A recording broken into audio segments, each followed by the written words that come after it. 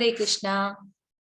ನಿನ್ನೆ ಏನೆಲ್ಲ ಆಯ್ತು, ನಿನ್ನೆ ಏನೆಲ್ಲ ಕಲ್ತಿದೀವಿ ಅನ್ನೋದನ್ನ ಒಮ್ಮೆ ನಾವು ನೋಡ್ತಾ ಗ್ಲೆನ್ಸ್ ಮಾಡ್ತಾ ನಾವು ಇವತ್ತಿನ ಅಧ್ಯಾಯನ ಪ್ರಾರಂಭ ಮಾಡೋಣ. ನಿನ್ನೆ 8ನೇ ಅಧ್ಯಾಯದ ಹೆಸರು ಅಕ್ಷರ ಬ್ರಹ್ಮ ಯೋಗ ಅಥವಾ ಭಗವತ್ ಪ್ರಾಪ್ತಿ. ನಾವು ಆ ಅಧ್ಯಾಯದ ಬಗ್ಗೆ ಡಿಸ್ಕಷನ್ ಮಾಡ್ತಾ ಇದ್ವಿ, ಅಂದ್ರೆ ಕಲ್ತ್ಕೊಂಡಿದ್ವಿ. ಮೊದಲನೇದಾಗಿ ಅರ್ಜುನ ಕೃಷ್ಣನಿಗೆ 8 ಪ್ರಶ್ನೆಗಳನ್ನ ಕೇಳುವಂತದ್ದು. ಮೊದಲ 5 ಪ್ರಶ್ನೆಗಳಿಗೆ ಭಗವಂತ ಒಂದೊಂದು ಪದದಲ್ಲಿ ಉತ್ತರವನ್ನ ಕೊಡ್ತಾ ಹೋಗ್ತಾರೆ.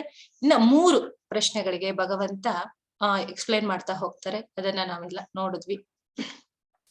ಪ್ರಶ್ನೆ: ಬ್ರಹ್ಮ ಅಂದ್ರೆ ಏನು? ಭಗವಂತ ಹೇಳುವಂಥದ್ದು ನಾಶವಿಲ್ಲದ್ದು ಜೀವಾತ್ಮ. ಅದು ಯಾರು? ಅಹಂ ಬ್ರಹ್ಮಾಸ್ಮಿ, ಅದು ನಾವೇ ಆಗಿದ್ದೇವೆ. ಆಧ್ಯಾತ್ಮ ದೇಹ ನಿಯಂತ್ರಕ ಯಾರು? ಜೀವಿಯ ಸ್ವರೂಪ.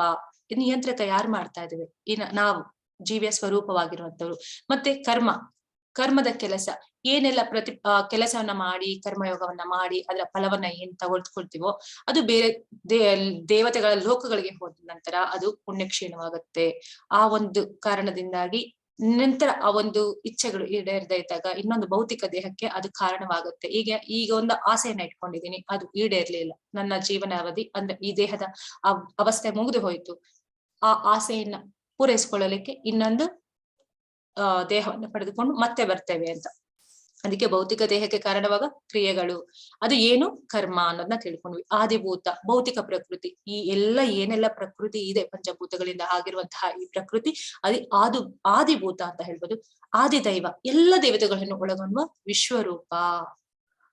ಈ 14 ಲೋಕಗಳು, ಎಲ್ಲ ದೇವತೆಗಳು, ಏನೆಲ್ಲ ಸೃಷ್ಟಿಯಲ್ಲಿದೆ ಅದೆಲ್ಲವೂ ಭಗವಂತನ ವಿರಾಟ್ ಸ್ವರೂಪದಲ್ಲಿ ಒಂದು ಕಡೆ ನೋಡುವಂಥದ್ದು, ಅದು ವಿಶ್ವರೂಪ ಅಂತ ನೆನೆ ತಿಳ್ಕೊಂಡು. ಆದಿಯಜ್ಞ, ಪರಮಾತ್ಮ, ಜೀವಾತ್ಮ ಪರಮಾತ್ಮ, ಎಲ್ಲರ ಹೃದಯದಲ್ಲಿ ಜೀವಾತ್ಮನೊಳಗೆ ಪರಮಾತ್ಮನಾಗಿ ಭಗವಂತ ಇಬ್ಬರು ಜೊತೆಯಲ್ಲೇ ಇರುವಂತದ್ದು, ಅದು ಆದಿಯಜ್ಞ. ಯಜ್ಞದ ಭೋಕ್ತೃ ಭಗವಂತ ಅನ್ನೋದಕ್ಕೆ ಭಗವಂತ ಉತ್ತರವನ್ನ ಕೊಡ್ತಾರೆ.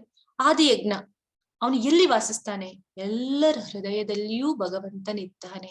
ಸಕಲ ಜೀವರಾಶಿಗಳಲ್ಲೂ ಕೂಡ ಭಗವಂತನಿದ್ದಾನೆ ಅನ್ನೋದನ್ನ ಭಗವಂತ ಸಾಬೀತ್ ಮಾಡ್ಕೊಳ್ತಾ ಬರ್ತಾನೆ ಇದ್ದಾರೆ. ನಾವು ಹಿಂದಿನ ತರಗತಿಗಳೆಲ್ಲ ನೋಡಿದಾಗ ಎಲ್ಲ ಜೀವರಾಶಿಗಳಲ್ಲಿಯೂ ಭಗವಂತ ಪರಮಾತ್ಮನಾಗಿ ನೆಲೆಸಿರುವಂತದ್ದು. ಆ ಚಿತ್ರಗಳನ್ನು ಕೂಡ ನಿಮ್ಗೆ ನಾನು ತೋರಿಸಿದ್ದೇನೆ.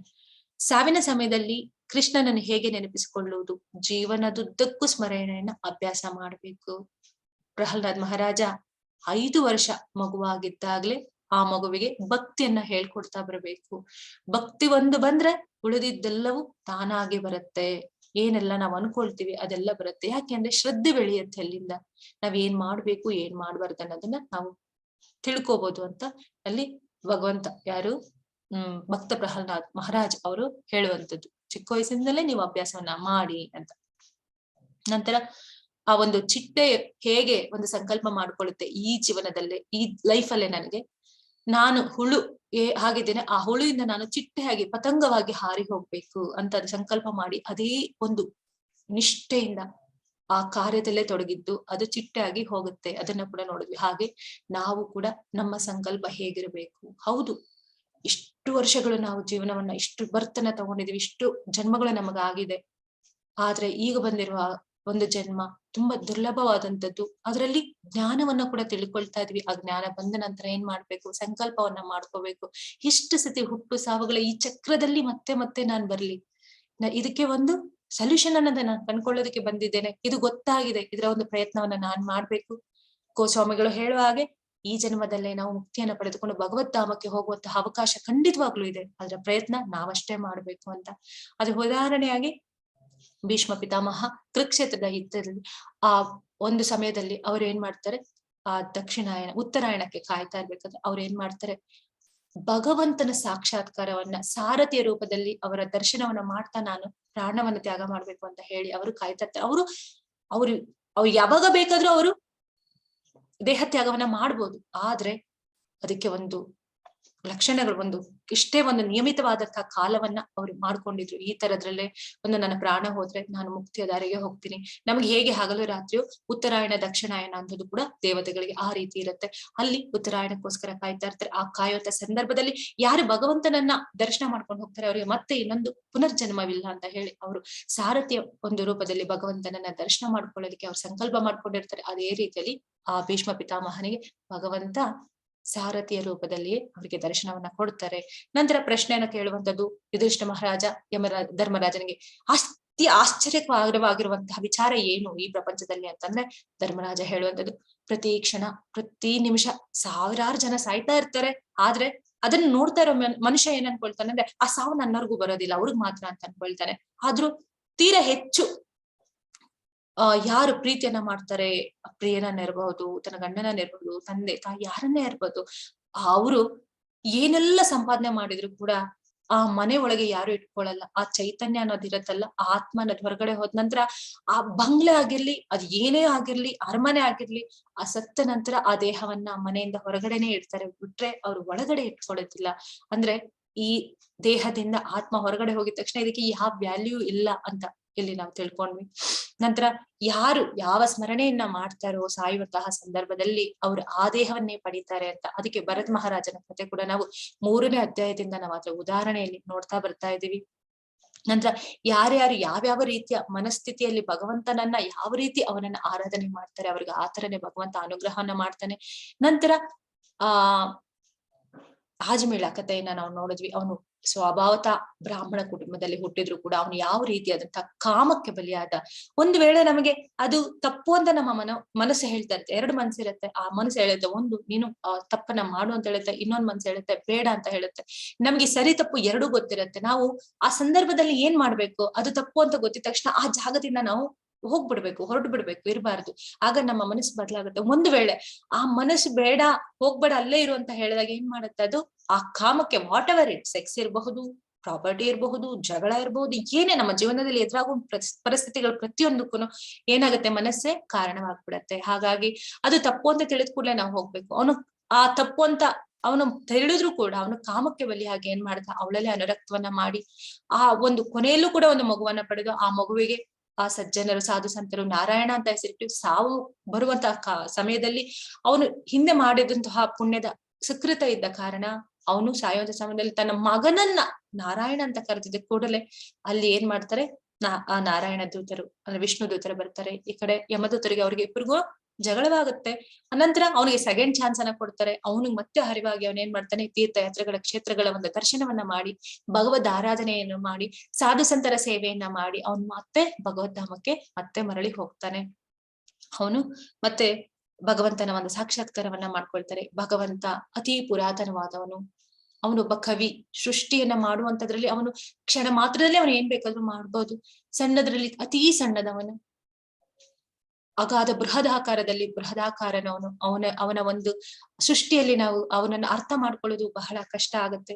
ನಂತರ ನಿರಾಕಾರವಾದಿಗಳು ಅಥವಾ ಮಾಯವಾದಿಗಳು ಏನ್ ಮಾಡ್ತಾರೆ, ಈಸಿಯಾಗಿರೋ ಮೆಥಡ್ ಅನ್ನ ಬಿಟ್ಟು ಅವರು ಜಂಪ್ ಅನ್ನ ಮಾಡ್ತಾ ಇರ್ತಾರೆ. ಏನು ಕಾಂಪೌಂಡ್ ಜಂಪ್ ಮಾಡ್ಕೊಂಡು ನಾವು ಬರ್ತೀವಿ ಅಂತ. ಆದ್ರೆ ಭಕ್ತನು ಆದವನು ಏನಾಗುತ್ತೆ, ಆ ಭಕ್ತನು ಬಾಗಲನ್ನು ತೆಗೆದುಕೊಂಡು ಸರಾಗವಾಗಿ ಹೊರಗಡೆ ಬರ್ತಾನೆ.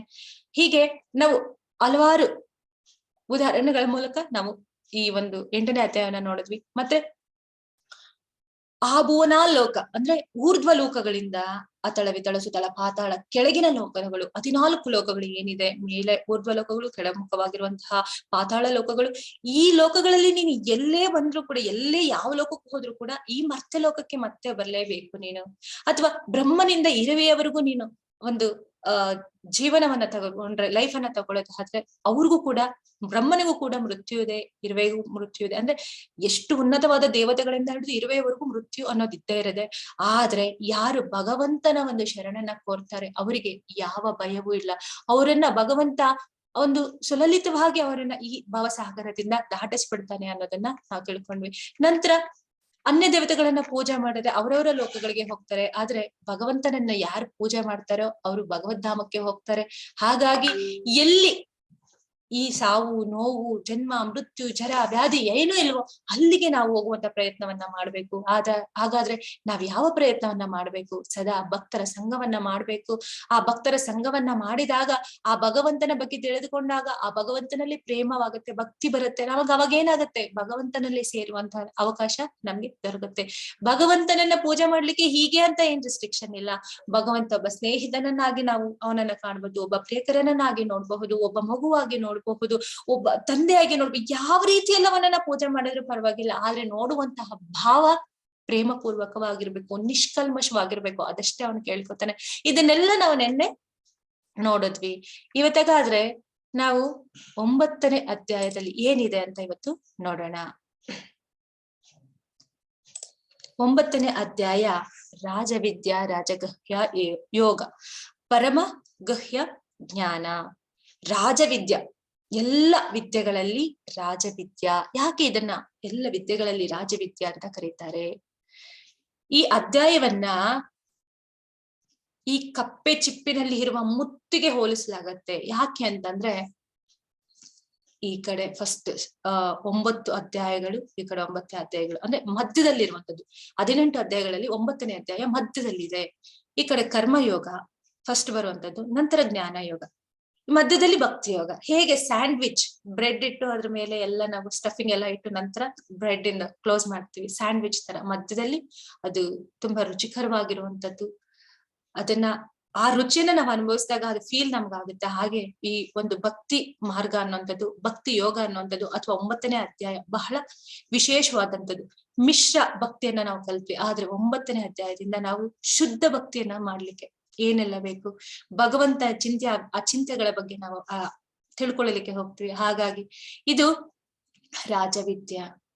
ಹಿಂದೆ ಎಷ್ಟೋ ಪುರಾಣಗಳನ್ನ ಬರ್ದಿದ್ದಾರೆ, ಎಷ್ಟೋ ಕವಿಗಳು ಅಥವಾ ಋಷಿ ಮುನಿಗಳು ಇದನ್ನೆಲ್ಲ ಹೇಳಿದ್ದಾರೆ. ಆದ್ರೆ ಇದು ವಿಶೇಷವಾಗಿ ವೇದವ್ಯಾಸರು ಹೇಳಿರುವಂತಹ ಒಂದು ಭಗವದ್ಗೀತೆಯಲ್ಲಿ ಭಗವಂತನ ಬಗ್ಗೆ ಹೆಚ್ಚಾಗಿ ತಿಳ್ಕೊಳ್ಳಲಿಕ್ಕೆ ಇರುವಂತಹ ಒಂದು ಅವಕಾಶ 9ನೇ ಅಧ್ಯಾಯ. ಈ 9ನೇ ಅಧ್ಯಾಯದಲ್ಲಿ ಭಗವಂತ ಯಾವ್ಯಾವ ರೀತಿಯಲ್ಲಿ ಈ ಸೃಷ್ಟಿಯನ್ನ ಮಾಡಿದ್ದಾನೆ, ಎಲ್ಲೆಲ್ಲಿ ಇದ್ದಾನೆ, ಯಾವ ರೀತಿ ಅವನನ್ನ ನಾವು ಕಾಣಿದ್ರೆ ಅವನು ನಮಗೆ ಸಿಗ್ತಾನೆ, ಅದೇ ಶುದ್ಧ ಭಕ್ತಿಯಲ್ಲಿ ಯಾವ ರೀತಿ ಮಾಡುವಂಥದ್ದು, ಇದನ್ನೆಲ್ಲ ನಾವು ಈ 9ನೇ ಅಧ್ಯಾಯದಲ್ಲಿ ನೋಡಬಹುದು. ಸ್ಟಾರ್ಟ್ ಮಾಡೋಣ. ಶ್ರೀಲ ಪ್ರಭುಪಾದ್ ಕಿ ಜೈ. ಶ್ರೀ ಭಗವಾನುವಾಚ ಇದಂ ತು ತೇ ಗುಹ್ಯತಮಂ ಪ್ರತ್ಯವಾಕ್ಷ್ಯಾಮ್ಯನಾಸೂಯವೇ ಜ್ಞಾನಂ ವಿಜ್ಞಾನ ಸಹಿತಂ ಯಜ್ಞತ್ವಾ ಮೋಕ್ಷಸೇ ಶುಭಾತ್. ದೇವೋತ್ತಮ ಪರಮ ಪುರುಷನು ಹೀಗೆ ಹೇಳಿದನು, ಪ್ರಿಯ ಅರ್ಜುನನೇ, ನಿನಗೆ ನನ್ನ ವಿಷಯದಲ್ಲಿ ಎಂದೂ ಅಸೂಯೆ ಇಲ್ಲವಾದುದರಿಂದ ನಿನಗೆ ಈ ಗುಹ್ಯತಮ ಜ್ಞಾನವನ್ನು ಸಾಕ್ಷಾತ್ಕಾರವನ್ನು ತಿಳಿಸಿಕೊಡುತ್ತೇನೆ. ಇದನ್ನು ತಿಳಿದು ನೀನು ಐಹಿಕ ಬದುಕಿನ ಸಂಕಟಗಳಿಂದ ಪಾರಾಗುತ್ತೀಯೇ. ಇಲ್ಲಿ ಭಗವಂತ ಹೇಳ್ತಾ ಇರುವಂತದ್ದು 1ನೇ ಅಧ್ಯಾಯದಿಂದ ನಾವು ನೋಡ್ತಾ ಇದೀವಿ. ಆ ಸಂಜಯ ಧೃತರಾಷ್ಟ್ರನಿಗೆ ಯುದ್ಧ ಭೂಮಿಯಲ್ಲಿ ಏನೆಲ್ಲ ಆಗ್ತಾ ಇದೆ ಅಂತ ಹಸ್ತಿನಾಪುರದ ಒಂದು ರಾಜ ಮನೆತನ ಕೋಣೆಯಲ್ಲಿ ಕೂತ್ಕೊಂಡು ಮನೆಯಲ್ಲಿ ವೇದವ್ಯಾಸರ ಒಂದು ಕರುಣೆಯಿಂದ ಅಲ್ಲಿ ಏನೆಲ್ಲ ನಡೀತಾ ಇದೆ ಅನ್ನೋದನ್ನ ಧೃತರಾಷ್ಟ್ರನಿಗೆಲ್ಲ ಹೇಳ್ತಾ ಇದ್ದಾನೆ. ಆ ಧೃತರಾಷ್ಟ್ರನಿಗೆ ಹೇಳುವ ಮೂಲಕ ಅದನ್ನ ನಾವು ಕೇಳ್ತಾ ಇದೀವಿ. ಇಲ್ಲಿ ಏನೆಲ್ಲ ಆಗ್ತಾ ಇದೆ ಅಂತ ಅರ್ಜುನ ಪರಿಪರಿಯಾಗಿ ಕೇಳುವಂತಹ ಪ್ರಶ್ನೆಗಳಿಗೆ ಭಗವಂತ ಏನೆಲ್ಲ ಉತ್ತರಗಳನ್ನ ಕೊಡ್ತಿದ್ದಾರೆ. ಈ 9ನೇ ಅಧ್ಯಾಯದಲ್ಲಿ ಭಗವಂತ ತಾನೇ ಹೇಳ್ತಾ ಇದ್ದಾನೆ, ಅರ್ಜುನ ನಿನಗೆ ಯಾವುದೇ ರೀತಿಯ ನನ್ನ ಮೇಲೆ ಅಸೂಯೆ ಅನ್ನೋದಿಲ್ಲ. ಅಂದ್ರೆ ಹೇಳಿದ್ದನ್ನೆಲ್ಲ ಕೇಳ್ತಾ ಇದ್ದಾನೆ.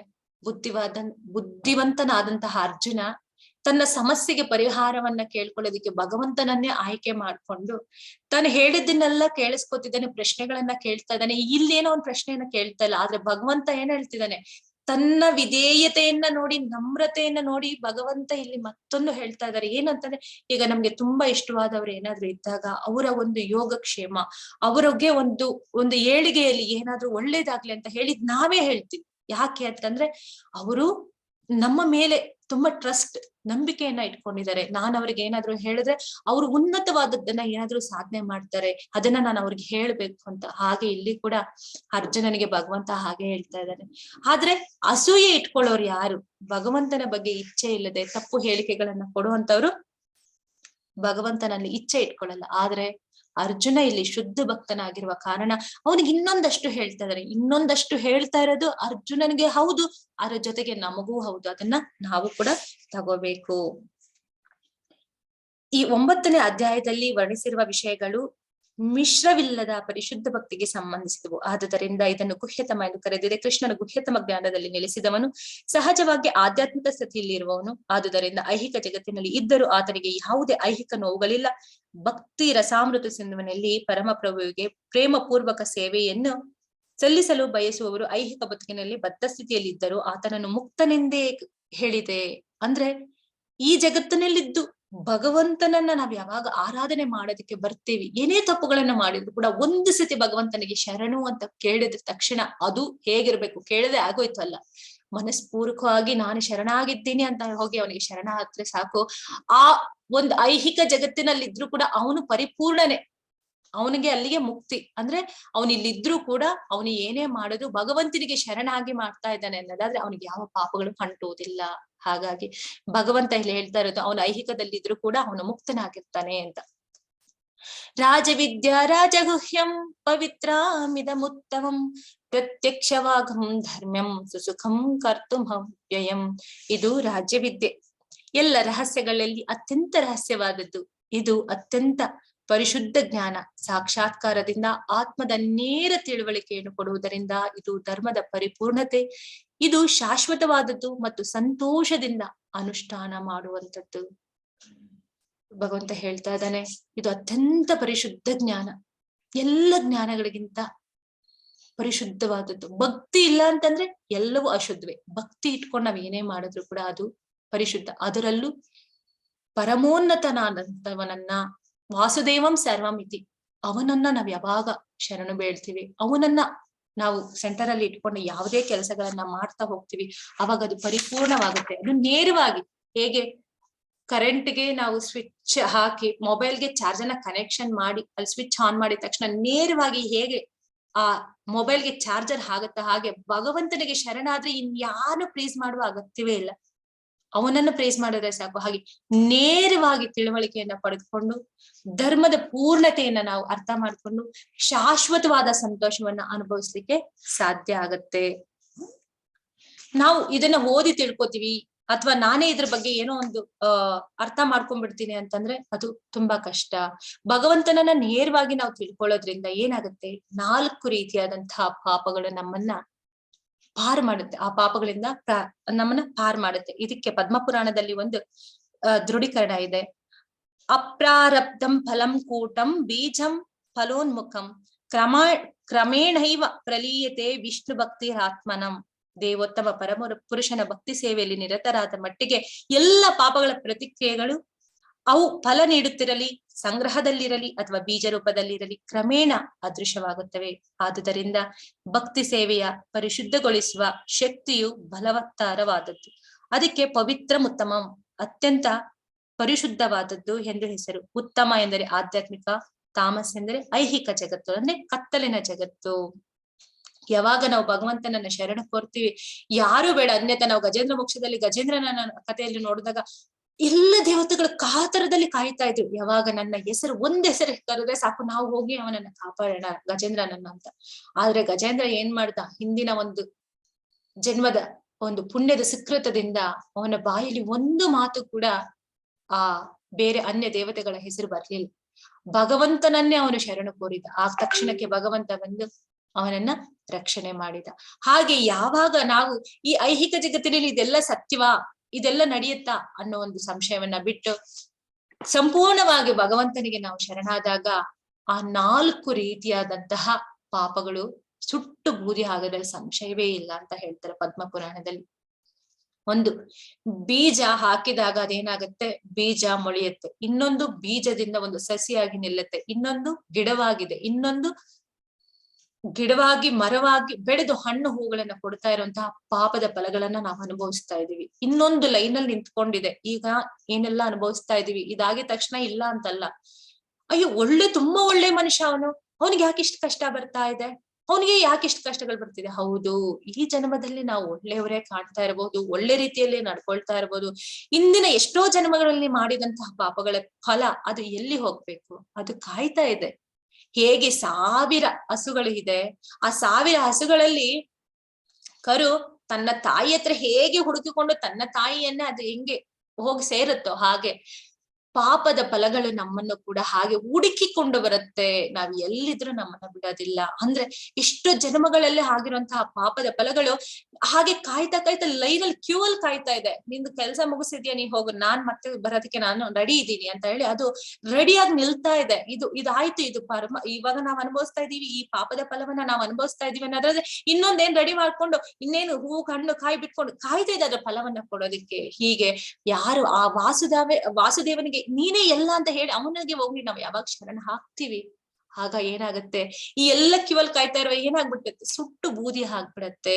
ಹೇಗೆ ಬೀಜವನ್ನ ತೆಗೆದುಕೊಂಡೋಗಿ ನಾವು ಬೆಂಕಿಯಲ್ಲಾದಾಗ ಅದೇ ಪಟ್ ಅಂತ ಹೊಡೆದು ಅಥವಾ ಉರಿದು ಬೂದಿ ಆಗುತ್ತೆ, ಹಾಗೇನಾಗತ್ತೆ ಕ್ಷಣ ಮಾತ್ರದಲ್ಲಿ ನಮ್ಮ ಪಾಪಗಳೆಲ್ಲವೂ ನಾಶವಾಗ್ಬಿಡತ್ತೆ. ಹಾಗಾಗಿ ಇದ್ರಲ್ಲಿ ಸಂಶಯವೇ ಇಲ್ಲ ಅಂತ ಈ ಒಂದು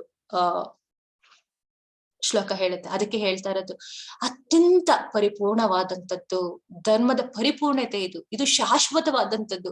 ಇದೊಂದು ಮಾಡ್ಬಿಟ್ರೆ ನೀನು ಇನ್ನೇನ್ ಮಾಡ್ಬೇಕಾಗಿಲ್ಲ. ಇದೊಂದು ಸಂತೋಷವಾಗಿ ಅನುಷ್ಠಾನ ಮಾಡ್ಬೋದು. ಯಾವುದೇ ಒಂದು ಅಡ್ಡಿ ಆತಂಕ ಇಲ್ಲ.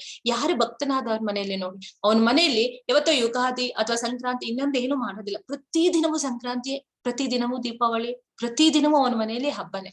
ಅದಕ್ಕೆ ಹೇಳುವಂಥದ್ದು ಗೋಸ್ವಾಮಿಗಳು ಹೇಳ್ತಾರೆ, ಏನಾದ್ರೂ ನನಗೆ ಜನ್ಮ ಬರೋದಿದ್ರೆ ಆ ಭಕ್ತರು ಕೇಳ್ಕೊಳ್ಳುವಂಥದ್ದು, ನನಗೆ ವೈಷ್ಣವರ ಮನೆಯಲ್ಲಿ ಜನ್ಮವನ್ನ ಕೊಡು. ಯಾಕೆಂದ್ರೆ ಸತತವಾಗಿ ಅವ್ರ ಮನೆಯಲ್ಲಿ ಭಗವಂತನ ಆರಾಧನೆ ನಡೀತಾ ಇರುತ್ತೆ, ಕೀರ್ತನೆಗಳ ನಡೀತಾ ಇರುತ್ತೆ, ಪೂಜೆ ವಿಧಾನಗಳು ನಡೀತಾ ಇರುತ್ತೆ, ಸಾಧು ಸಂತರ ಅವ್ರ ಮನೆಗೆ ಬರ್ತಾ ಇರ್ತಾರೆ, ಅವ್ರಿಗೆ ಏನ್ ಬೇಕೋ ಅದು ಉಪಚಾರವನ್ನ ಮಾಡ್ತಿರ್ತಾರೆ.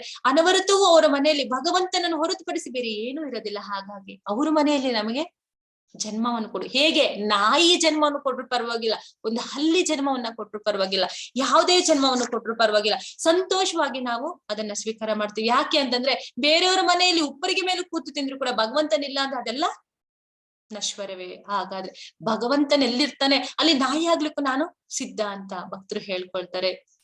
ಈ ಪರಿಪೂರ್ಣತೆಯನ್ನ ಪಡ್ಕೊಳ್ಳೋದಕ್ಕೆ ನಾವು ಇನ್ನೊಬ್ರ ಕಥೆಯನ್ನು ಕೂಡ ಆ ಕಥೆ ಮೂಲಕನೇ ನಾವು ಕೇಳ್ಕೊಂಡು ಹೋಗೋಣ. ನಾರದ ಮುನಿಗಳು ಅವರ ಹಿಂದಿನ ಜನ್ಮದಲ್ಲಿ ದಾಸಿಯ ಪುತ್ರನಾಗಿರ್ತಾರೆ. ದಾಸಿಯ ಪುತ್ರನಾಗಿದ್ರೆ ಚಾತುರ್ಮಾಸ್ಯ, ಈಗ ಚಾತುರ್ಮಾಸ್ಯದ 3ನೇ ತಿಂಗಳು ನಡೀತಾ ಇದೆ. ಆ ಚಾತುರ್ಮಾಸ್ಯದಲ್ಲಿ ಒಂದು ಅಲ್ಲಿ ಬಂದಂತಹ ಋಷಿ ಮುನಿಗಳೆಲ್ಲ ಒಂದು ಕಡೆ ನೆಲೆಸ್ತಾರೆ. ಅವಾಗ ಸಂಚಾರ ಅಂದ್ರೆ ಬೇರೆ ಕಡೆಗೆ ಹೋಗುವಂತದ್ದಿರಲ್ಲ. ಅಲ್ಲೇ ಇದು 4 ತಿಂಗಳು ಅವರ ವ್ರತಗಳನ್ನ ತಪಸ್ಸುಗಳನ್ನ ಆ ಒಂದೇ ಕ್ಷೇತ್ರದಲ್ಲಿ ಆ ಇರುವಂತಹ ಸ್ಥಳದಲ್ಲಿ ಮಾಡುವಂತದ್ದು ಆಗಿರುತ್ತೆ. ಆ ಸಮಯದಲ್ಲಿ ದಾಸಿ ಪುತ್ರನಾಗಿದ್ದ ನಾರದರು ಆ ತಾಯಿಯೊಟ್ಟಿಗೆ ಬಂದು ಆ ಸಾಧು ಸಂತರ ಒಂದು ಸೇವೆಯನ್ನ ಮಾಡ್ತಾ ಅವ್ರಿಗೆ ಏನೆಲ್ಲ ಅನುಕೂಲಗಳು ಬೇಕೋ ಅದ ಸಹಾಯಕನಾಗಿತ್ತೆಲ್ಲ ಮಾಡ್ತಾ ಇರ್ಬೇಕಾದ್ರೆ ಅವ್ರು ತಿಂದಂತ ಎಲೆಗಳನ್ನು ತೊಳೆದು ಅವ್ರ ಬಟ್ಟೆಯನ್ನ ತೊಳೆದು ಪ್ರತಿಯೊಂದು ಈಗ ಮಾಡ್ತಾ ಇರ್ಬೇಕಾದ್ರೆ ಅವ್ರು ತಿಂದು ಬಿಟ್ಟಂತಹ ಪ್ರಸಾದವನ್ನ ಅವರ ಒಂದು ಒಪ್ಪಿಗೆ ಮೇಲೆ ಆ ನಾರದ ಮಹರ್ಷಿಗಳು ಹಿಂದಿನ ಜನ್ಮದಲ್ಲಿದ್ದಾಗ ಅವ್ರ ಒಪ್ಪಿಗೆನ ಪಡೆದುಕೊಂಡು ಇವ್ರು ತಿಂತಾರೆ. ನಂತರ ಅವ್ರು ಮಾಡ್ತಾ ಇದ್ದಂತಹ ಕೀರ್ತನೆಗಳು, ಅವ್ರು ಮಾಡ್ತಾ ಇದ್ದಂತಹ ಭಜನೆಗಳು, ಅವ್ರು ಮಾಡ್ತಾ ಇದ್ದಂತಹ ಯಜ್ಞಗಳು, ಪೂಜೆಗಳು ಇವನ್ನೆಲ್ಲ ನೋಡ್ತಾ ಇದ್ದಂತಹ ನಾರದರಿಗೆ ಒಂದು ದಿವಸ ಏನಾಗುತ್ತೆ, ಆ ಭಗವಂತನ ಒಂದು ಸಾಕ್ಷಾತ್ಕಾರ ಒಂದು ಬೆಳಕಿನ ರೂಪದಲ್ಲಿ ಅವ್ರಿಗೆ ಕಾಣುತ್ತೆ. ಯಾರಿಗೆ? ನಾರದ ಮುನಿಗಳಿಗೆ. ಆ ಕಂಡ ಕ್ಷಣ ಈ ಚಾತುರ್ಮಾಸ್ಯ ಮುಗ್ದೋಗ್ಬಿಡುತ್ತೆ. ಇವ್ರಿಗೆ ಆ ಒಂದು ಏನ ಬೆಳಕು ಕಾಣುತ್ತಲ್ಲ, ಕಾಣಿದ ತಕ್ಷಣ ಏನ್ ಮಾಡ್ತಾರೆ, ಇದು ಎಲ್ಲಿದೆ ಅಂತ ಹುಡ್ಕೋದಕ್ಕೆ ಪ್ರಾರಂಭ ಮಾಡ್ತಾರೆ. ಹುಡ್ಕೊಂಡ್ ಹೋಗ್ತಾರೆ, ಎಲ್ಲೂ ಹುಡ್ಕೊಂಡೋದ್ರು ಅದು ಸಿಗೋದಿಲ್ಲ. ಅದು ಭಗವಂತ ಎಲ್ಲೂ ಹುಡುಕಿದ್ರೆ ಸಿಗುವಂತದ. ಸೊ ಏನ್ ಮಾಡ್ತಾರೆ, ಒಂದು ದಿವಸ ಅದು ಆಕಾಶವಾಣಿ ನುಡಿಯುತ್ತೆ, ನೋಡು ನೀನು ಸಾಧು ಸಂತರ ಒಂದು ಸೇವೆಯನ್ನ ಮಾಡಿದೆ, ಅವರ ಒಂದು ಬಿಟ್ಟಂತಹ ಪ್ರಸಾದವನ್ನ ಶೇಷವನ್ನ ನೀನು ಪ್ರಸಾದವನ್ನ ತೆಗೆದುಕೊಂಡಿದೀಯಾ, ಹಾಗಾಗಿ ನಿನಗೆ ಭಗವಂತನ ಸಾಕ್ಷಾತ್ಕಾರವಾಯಿತು. ಈ ಜನ್ಮಕ್ಕಿದಿಷ್ಟೇ. ಇನ್ನ ನೀನು ಇಲ್ಲಿಂದ ನೀನು ನಿಜವಾಗ್ಲೂ ನೀನ್ ಪ್ರಯತ್ನ ಮಾಡೋದೇ ಆದ್ರೆ ಆ ಪ್ರಯತ್ನಕ್ಕೆ ತಕ್ಕ ಫಲ ನಿನಗೆ ಖಂಡಿತವಾಗ್ಲೂ ಸಿಗುತ್ತೆ ಅಂತ. ಈ ತಾಯಿಯನ್ನ ಒಂದು ಬಂಧ ಇದೆ, ನಾನು ಹೇಗೆ ಇದನ್ನ ಮಾಡ್ಲಿ ಅಂತ ಅನ್ಕೊಳ್ಳೋಷ್ಟೊತ್ತಿಗೆ ಭಗವನ ಪ್ರೇರಣೆ ಏನೋ ಅನ್ನೋ ಅಷ್ಟೊತ್ತಿಗೆ ತಾಯಿಗೆ ಹಾವು ಕಚ್ಚಿ ತಾಯಿ ಕೂಡ ತೀರ್ಕೊಂಡ್ಬಿಟ್ರು. ಯಾವ ಬಂಧನವೂ ಇಲ್ಲ ನಾರದ ಮುನಿಗಳಿಗೆ. ಅಲ್ಲಿಂದ ಏನಾಗುತ್ತೆ, ಸಾಧು ಸಂತರ ಒಂದು ಸೇವೆಯನ್ನ ಮಾಡಿದ ಎಲ್ಲವೂ ಇವ್ರಿಗೆ ಗೊತ್ತಿತ್ತಲ್ಲ ಹೇಗ್ ಮಾಡ್ಬೇಕು, ಎಲ್ಲವನ್ನ ಇವರು ಕ್ರಮೇಣ ಮಾಡ್ತಾ ಬರ್ತಾರೆ. ಅವ್ರಿಗೆ ನೆಕ್ಸ್ಟ್ ಬರುತ್ತೆ ಅಂದ್ರೆ ನೆಕ್ಸ್ಟ್ ಜನ್ಮದಲ್ಲಿ ಬಂದಾಗ ಅವ್ರಿಗೆ ಏನಾಗುತ್ತೆ, ನಾರದ ಮುನಿಗಳಾಗಿ ಅವ್ರಿಗೆ ಜನ್ಮ ಸಿಗುತ್ತೆ. ಅನವರ್ತು ಭಗವಂತನ ನಾಮವನ್ನು ಬಿಟ್ರೆ ಆ ರುಚಿ, ಆ ನಾಮದ ರುಚಿ ಅವ್ರಿಗೆ ಎಷ್ಟು ಹತ್ತು ಬಿಡುತ್ತೆ ಅಂದ್ರೆ ಪ್ರತಿ ಕ್ಷಣ ಆ ನಾರಾಯಣನನ್ನ ನೆನೆಸೋದು ಬಿಟ್ರೆ ಅವ್ರಿಗೆ ಇನ್ನೇನು ಇಲ್ಲ, ಅವ್ರಿಗೆ ಹಶ್ವಾಗದೇ ಇಲ್ಲ ಅನ್ಸುತ್ತೆ. ಅಷ್ಟು ಮಟ್ಟಿಗೆ ಅವ್ರಿಗೆ ನಾರಾಯಣ ನಾರಾಯಣ ನಾರಾಯಣ ಅಂತ ಹೇಳ್ತಾ ಇರ್ತಾರೆ. ಹೀಗೆ ಆ ನಾರಾಯಣನ ಸಾಕ್ಷಾತ್ಕಾರವನ್ನ ಅವ್ರ ಏನ್ ಮಾಡಿದ್ರು, ಸಾಧು ಸಂತರಿಂದ ತಿಳಿದು ಅವರ ಮುಂದಿನ ಒಂದು ಜನ್ಮದಲ್ಲಿ ಆ ನಾರಾಯಣನ ಸಾಕ್ಷಾತ್ಕಾರ, ಆ ನಾರಾಯಣ ಇರುವಂತಹ ವೈಕುಂಠ ಲೋಕಗಳಲ್ಲಿ ಸಂಚಾರ ಮಾಡುವಂತಹ ಅವಕಾಶವನ್ನ ಅವರು ಪಡ್ಕೊಂಡ್ರು. ಹೀಗೆ ಭಗವಂತನಿಗೆ ಯಾರು ಶರಣಾಗತರಾಗ್ತಾರೋ ಅವರಿಗೆ ಭಗವಂತನ ಒಂದು ಸಾಕ್ಷಾತ್ಕಾರ ಮಾಡ್ಕೊಳ್ಳೋದ್ರಲ್ಲಿ ಸಂಶಯವೇ ಇಲ್ಲ. ಇದು ಖಂಡಿತ ಅಂತ ಇಲ್ಲಿ ಹೇಳ್ತಾ ಇದ್ದಾರೆ. ಅಶ್ರದ್ಧಾಧಾನ ಪುರುಷ ಧರ್ಮಸ್ಯ ಪರಂತಪ ಅಪ್ರಾಪ್ಯಂ ಮಾಂ ನಿವರ್ತಂತೆ ಮೃತ್ಯು ಸಂಸಾರ ವರ್ತ್ಮನಿ. ಶತ್ರು ಸಂಹಾರಕನಾದ ಅರ್ಜುನನೇ, ಈ ಭಕ್ತಿ ಸೇವೆಯಲ್ಲಿ ಶ್ರದ್ಧಾವಂತರಲ್ಲದವರು ನನ್ನನ್ನು ಪಡೆಯಲಾರರು. ಆದುದರಿಂದ ಅವರು ಈ ಐಕ ಜಗತ್ತಿನಲ್ಲಿ ಜನನ ಮರಣಗಳ ಮಾರ್ಗಕ್ಕೆ ಹಿಂದಿರುಗುವರು.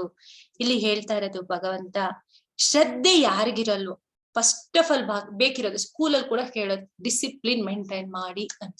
ಹಾಗೆ ಭಕ್ತಿಯಲ್ಲಿ ಶ್ರದ್ಧೆ ಬೇಕು, ಹೇಳುವುದನ್ನ ಸರಿಯಾಗಿ ಕೇಳಿಸ್ಕೋಬೇಕು. ಅಥವಾ ಯಾರಾದ್ರೂ ಮಾತಾಡ್ತಾ ಇದಾರೆ ಅಂದ್ರೆ ಅವರ ಮಾತಾಗೋವರೆಗೂ ನಾವು ಕಾಯ್ಬೇಕು. ಕಾದ ನಂತರ ನಮ್ಮ ಒಪಿನಿಯನ್ ಅನ್ನ ಹೇಳ್ಕೋಬೇಕು ಪ್ರತಿಯೊಂದು.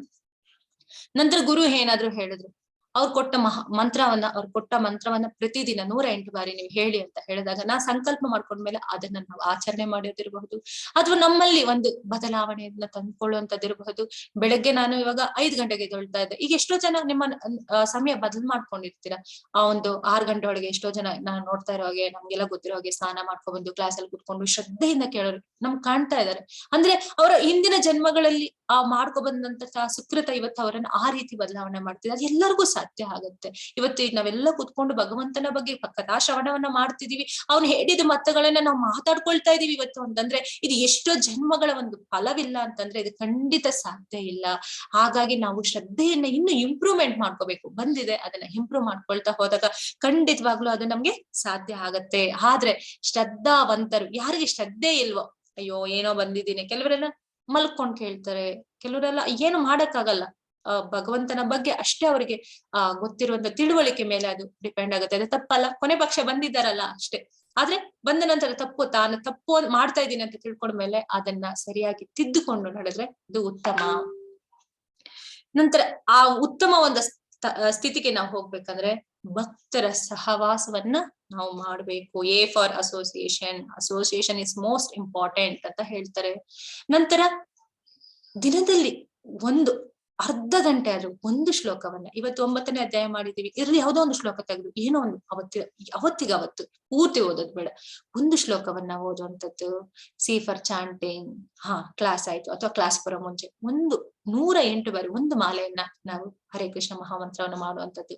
ಸಾಧ್ಯವಾದಷ್ಟು ಹೊರಗಡೆ ಆಹಾರವನ್ನ ನಾವು ತ್ಯಜಿಸುವಂಥದ್ದು, ಅಥವಾ ಮನೆಯಲ್ಲಿ ಸ್ವಲ್ಪ ಮಟ್ಟಿಗೆ ಒಂದು ಹಾಲು, ಒಂದು ಹಣ್ಣು ಏನಾದ್ರೂ ಭಗವಂತನಿಗೆ ಇಟ್ಟು ನೈವೇದ್ಯ ಇಟ್ಟು ಅದನ್ನ ಪ್ರಸಾದದ ಮೂಲಕ ಎಲ್ಲರೂ ಆ ಪ್ರಸಾದ ತಿಂತಾ ಇದ್ದಂಗೆ ಹೆಂಗಾಗತ್ತೆ, ಈ ಸಾಂಕ್ರಾಮಿಕ ರೋಗಗಳಿಂದ ಬಂದು ನಾವೇನಾದ್ರೂ ಇಂಜೆಕ್ಷನ್ ಹಾಕ್ಸ್ಕೊಂಡಾಗ ನಮ್ಗೆ ಅದು ಹೇಗೆ ರೋಗ ಹೋಗುತ್ತೋ, ಆ ಪ್ರಸಾದವನ್ನ ತಿನ್ನೋದ್ರಿಂದ ಈ ಒಂದು ಭವಸಾಗರ ಏನಿದೆ, ಈ ಒಂದು ಆ ಜನ್ಮ ಮೃತ್ಯು ಜರ ವ್ಯಾಧಿ ಬಂಧನಗಳು ಏನಿದೆ, ಆ ರೋಗಕ್ಕೆ ಈ ಪ್ರಸಾದ ಔಷಧಿ ಆಗತ್ತೆ. ಹಾಗಾಗಿ ಭಗವಂತನಿಗೆ ಇಟ್ಟದ್ದು, ಆ ಇಟ್ಟ ಮೇಲೆ ಒಂದು ತುಳಸಿಯನ್ನ ಇಟ್ಟು ಆ ಪ್ರಸಾದವನ್ನ ನಾವು ತಗೊಳ್ತಾ ಹೋದಾಗ ಏನಾಗುತ್ತೆ, ನಮ್ಮ ಮನಸ್ಸು ಕಲ್ಮಶರಹಿತವಾಗುತ್ತೆ.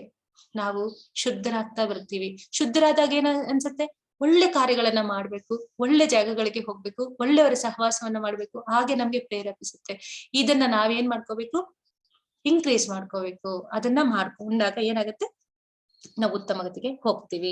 ನಂತರ ಯಾವ ಮರದ ಬೇರಿಗೆ ನೀರ್ ಹಾಕಿದಾಗ, ಒಂದು ಮರ ಇದೆ, ಆ ಮರದ ಬೇರಿಗೆ ನೀರ್ ಹಾಕ್ತಿವಿ, ನೀರ್ ಹಾಕಿದಾಗ ಅದು ಹೇಗೆ ರೆಂಬೆ, ಕೊಂಬೆ, ಟೊಂಗೆಗಳಿಗೆಲ್ಲ, ಎಲೆಗಳಿಗೆ, ಹೂಗಳಿಗೆ, ಕಾಯಿಗಳಿಗೆ ಹೇಗೆಲ್ಲ ಅದು ನೀರಿನ ಸರಬರಾಜನ ಮಾಡುತ್ತೋ ಹಾಗೆ ಭಗವಂತನ ಒಬ್ಬನನ್ನ ನಾವು ಆರಾಧನೆ ಮಾಡಿದ್ರೆ ಸಾಕು. ಈಗ ನನಗೆ ಕೈ ತುಂಬಾ ಸ್ಟ್ರಾಂಗ್ ಆಗಿರ್ಬೇಕು ಅಂದ್ರೆ ಕೈ ಊಟ ಮಾಡಿಸ್ಲಿಕ್ಕೆ ಆಗತ್ತಾ? ಇಲ್ಲ, ನನ್ ಕಾಲುಗಳು ತುಂಬಾ ಶಕ್ತಿ ಬರ್ಬೇಕು ಅಂತಂದ್ರೆ ಕಾಲುಗಳು ಊಟ ಮಾಡ್ಸಕ್ಕಾಗತ್ತಾ? ದೇಹದ ಅಂಗಾಂಗಗಳಿಗೆ ನಾವು ಏನು ಒಂದು ಪೋಷಣೆಯನ್ನ ಮಾಡೋದಿಲ್ಲ. ಏನ್ ಮಾಡ್ತೀವಿ, ಪೌಷ್ಟಿಕವಾದ ಆಹಾರವನ್ನ ನಾವು ಹೊಟ್ಟೆಗೆ ತಗೊಳ್ತೀವಿ. ಆ ಹೊಟ್ಟೆಗೆ ತಗೊಂಡಾಗ ಇತರ ಅಂಗಗಳಿಗೆ ಅದು ಶಕ್ತಿ, ದೇಹಕ್ಕೆ ಶಕ್ತಿ ಅದು ತಾನಾಗೆ ಬರುತ್ತೆ. ಹಾಗೆ ನಾವು ಯಾವ್ದಾವ್ದು ಬೇರೆ ಬೇರೆ ಅನ್ಯ ದೇವತೆಗಳಿಗೆ ಹೋಗಿ ಮಾಡುವಂತದ್ದಲ್ಲ. ಯಾವಾಗ ಬೇರೆಗೆ ನಾವು ನೀರು ಹಾಕಿದಾಗ ಹೇಗೆ ಎಲ್ಲ ಕಡೆ ಸರಬರಾಜ್ ಆಗುತ್ತೋ ಹಾಗೆ ಭಗವಂತನಿಗೆ ಸರೆಂಡರ್ ಆದಾಗ ನಮಗೆ ಏನೆಲ್ಲವೂ ಬೇಕು ಸಕಲವೂ ಭಗವಂತನೇ ನಮ್ಗೆ ಅನುಗ್ರಹವನ್ನ ಮಾಡ್ತಾನೆ. ಭಕ್ತಿ ಸಾಹಿತ್ಯವನ್ನ ಚೆನ್ನಾಗಿ ಅರಿತು ದೃಢ ಭಕ್ತಿಯ ಘಟ್ಟಕ್ಕೆ ಬಂದವನ ಕೃಷ್ಣ ಪ್ರಜ್ಞೆಯಲ್ಲಿ ಪ್ರಥಮ ತರಗತಿಯ ಮನುಷ್ಯ ಅಂತ ಆಗುತ್ತೆ. ಇವಾಗ ನಾ ಹೇಳ್ತಾ ಇರೋದನ್ನ, ನಾವು ಭಗವದ್ಗೀತೆಯನ್ನ ಏನ್ ಕಲಿತಾ ಇದೀವಿ, ಇದನ್ನೆಲ್ಲ ಸರಿಯಾಗಿ ಅರ್ಥ ಮಾಡ್ಕೊಂಡು ಅನುಷ್ಠಾನ ಯಾರು ಮಾಡ್ಕೊಂಡು ಹೋಗ್ತಾರೆ, ಅವನು ನಿಜವಾಗ್ಲೂ ಫಸ್ಟ್ ಗ್ರೇಡ್ ಅಂತ ಹೇಳ್ಬಹುದು. ಅವನು ಅನುಷ್ಠಾನ ಮಾಡೋದಕ್ಕೆ ಅವ್ನು ಲಾಯಕ್ ಆಗಿದ್ದಾನೆ, ಅವ್ನು ಮಾಡಬಹುದು ಅಂತ. ಮಾಯಾ ತಥಾಮಿದಂ ಸರ್ವಂ ಜಗದ್ವ್ಯಕ್ತ ಮೂರ್ತಿನ ಮತ್ಸ್ಥಾನಿ ಸರ್ವಭೂತಾನಿ ನ ಚಾಹಂ ದ್ವೇಷವಸ್ಥಿತಃ. ನನ್ನ ಅವ್ಯಕ್ತ ಸ್ವರೂಪದಲ್ಲಿ ನಾನು ಇಡೀ ವಿಶ್ವವನ್ನು ವ್ಯಾಪಿಸುತ್ತೇನೆ, ಎಲ್ಲ ಜೀವಿಗಳು ನನ್ನಲ್ಲಿದ್ದಾರೆ, ನಾನು ಅವರಲ್ಲಿಲ್ಲ. ಭಗವಂತ ಹೇಳ್ತಾ ಇರೋಂಥದ್ದು, ಎಲ್ಲವನ್ನ ಸೃಷ್ಟಿ ಮಾಡಿದ್ರು ಕೂಡ ನಾನು ಮಾತ್ರ ಅದರಲ್ಲಿ ಇರೋದಿಲ್ಲ. ಆ ಭಗವಂತನನ್ನ ಎಲ್ಲ ಕಡೆ ಇದ್ದಾನೆ ಅಂತ ನಾವು ನೋಡ್ಬೇಕಾದ್ರೆ ನಮಗೇನ್ ಬೇಕು, ಆ ಭಗವಂತನ ನೋಡುವಂತ ಕ್ವಾಲಿಟೀಸ್ ಬೇಕು. ಈ ಒಂದು ಚರ್ಮದ ಕಣ್ಣುಗಳಿಂದ ಭಗವಂತನನ್ನ ನೋಡ್ಲಿಕ್ಕೆ ಖಂಡಿತ ಸಾಧ್ಯ ಇಲ್ಲ.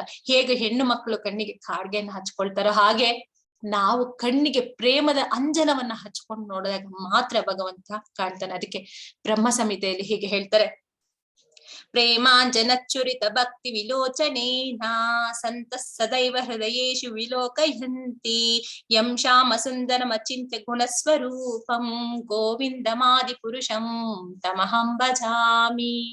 ಭಗವಂತನು ಎಲ್ಲೆಲ್ಲೂ ಇದ್ದಾನೆ ಅನ್ನೋಂತ ನೋಡೋದಕ್ಕೆ, ಅರ್ಥ ಮಾಡ್ಕೊಳ್ಳಲಿಕ್ಕೆ ನಮಗೆ ಭಗವಂತನನ್ನ ನೋಡುವಂತಹ ಕಣ್ಣು ಬೇಕು. ಅದಕ್ಕೆ ಪ್ರೇಮಾಂಜನವನ್ನ ಹಚ್ಕೋಬೇಕು. ಇಲ್ಲೊಂದು ಕತೆ ಮೂಲಕ ನಾವು ಇದನ್ನ ಅರ್ಥ ಮಾಡ್ಕೊಳ್ಳೋಣ.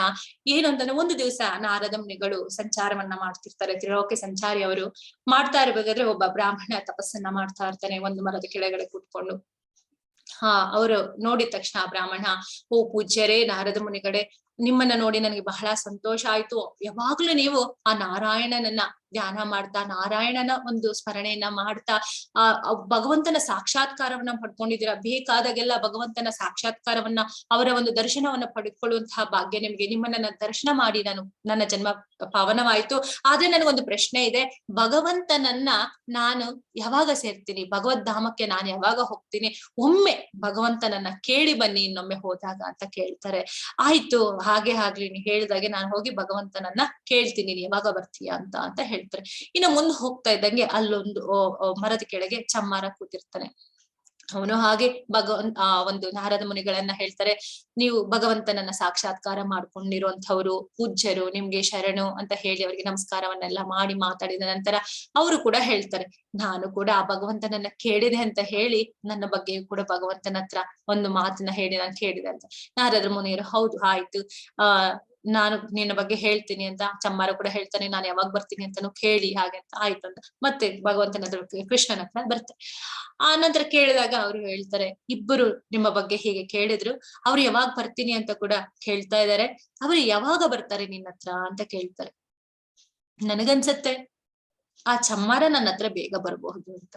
ನಾರರಿಗೆ ಒಂದು ಆಶ್ಚರ್ಯ ಆಗತ್ತೆ, ಏನಪ್ಪಾ ಇದು, ಅಲ್ಲಿ ಬ್ರಾಹ್ಮಣ ಒಬ್ಬ ತಪಸ್ ಮಾಡ್ತಾ ನಿಮ್ಮ ಬಗ್ಗೆನೇ ಯೋಚನೆ ಮಾಡ್ತಾ ಕೂತಿದ್ದಾನೆ, ಆದ್ರೆ ಚಮ್ಮಾರ ಅವನು ಚಪ್ಪಲಿಯನ್ನು ಹೊಲಿತಾ ಇದ್ದಾನೆ, ಅವನು ನನ್ನ ಹತ್ರ ಬರ್ತಾನೆ ಅಂತ ಹೇಳ್ತಿದಾರಲ್ಲ ಭಗವಂತ, ಏನಿದ್ರು ವಿಪರ್ಯಾಸ ಅಂತ ಹೇಳಿ ಅಲ್ಲಿ ನಾರದ ಮುನಿಗಳು ಮತ್ತೆ ಕೇಳ್ತಾರೆ, ಹೌದು ನಾರದ, ಏನು ಅಂತಂದ್ರೆ ನಾನು ಹೇಳುವಂತಹ ಪ್ರಶ್ನೆಯನ್ನ, ನಾನು ಹೇಳುವಂತ ವಿಚಾರವನ್ನ ನೀನ್ ಅವರ ಹತ್ರ ಹೋಗಿ ಹೇಳು, ಅವರು ಹೇಳುವಂತಹ ಉತ್ತರದಲ್ಲಿ ನಿನಗೆ ಗೊತ್ತಾಗುತ್ತೆ ಯಾರು ಬೇಗ ಬರ್ತಾರೆ ನನ್ನಲ್ಲಿಗೆ ಅಂತ.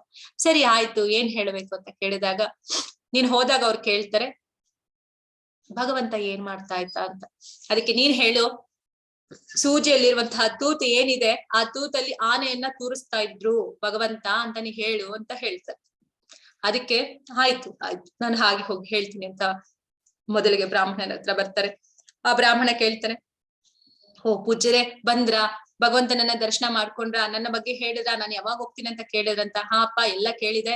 ಈಗ ಭಗವಂತ ಏನ್ ಮಾಡ್ತಾ ಇದ್ದಾನೆ ಹಾಗಾದ್ರೆ ನನ್ನ ಬಗ್ಗೆ ಹೇಳಿದ್ಮೇಲೆ ಅಂತ ಕೇಳಿದ್ಮೇಲೆ, ಭಗವಂತ ಅಲ್ಲಿ ವೈಕುಂಠದಲ್ಲಿ ಕೂತ್ಕೊಂಡು ಸೂಜಿ ಇದೆಯಲ್ಲ, ಸೂಜಿಯಲ್ಲಿ ಆನೆಯನ್ನ ತೂರಿಸ್ತಾ ಕೂತಿದ್ದಾರೆ ಅಂತ.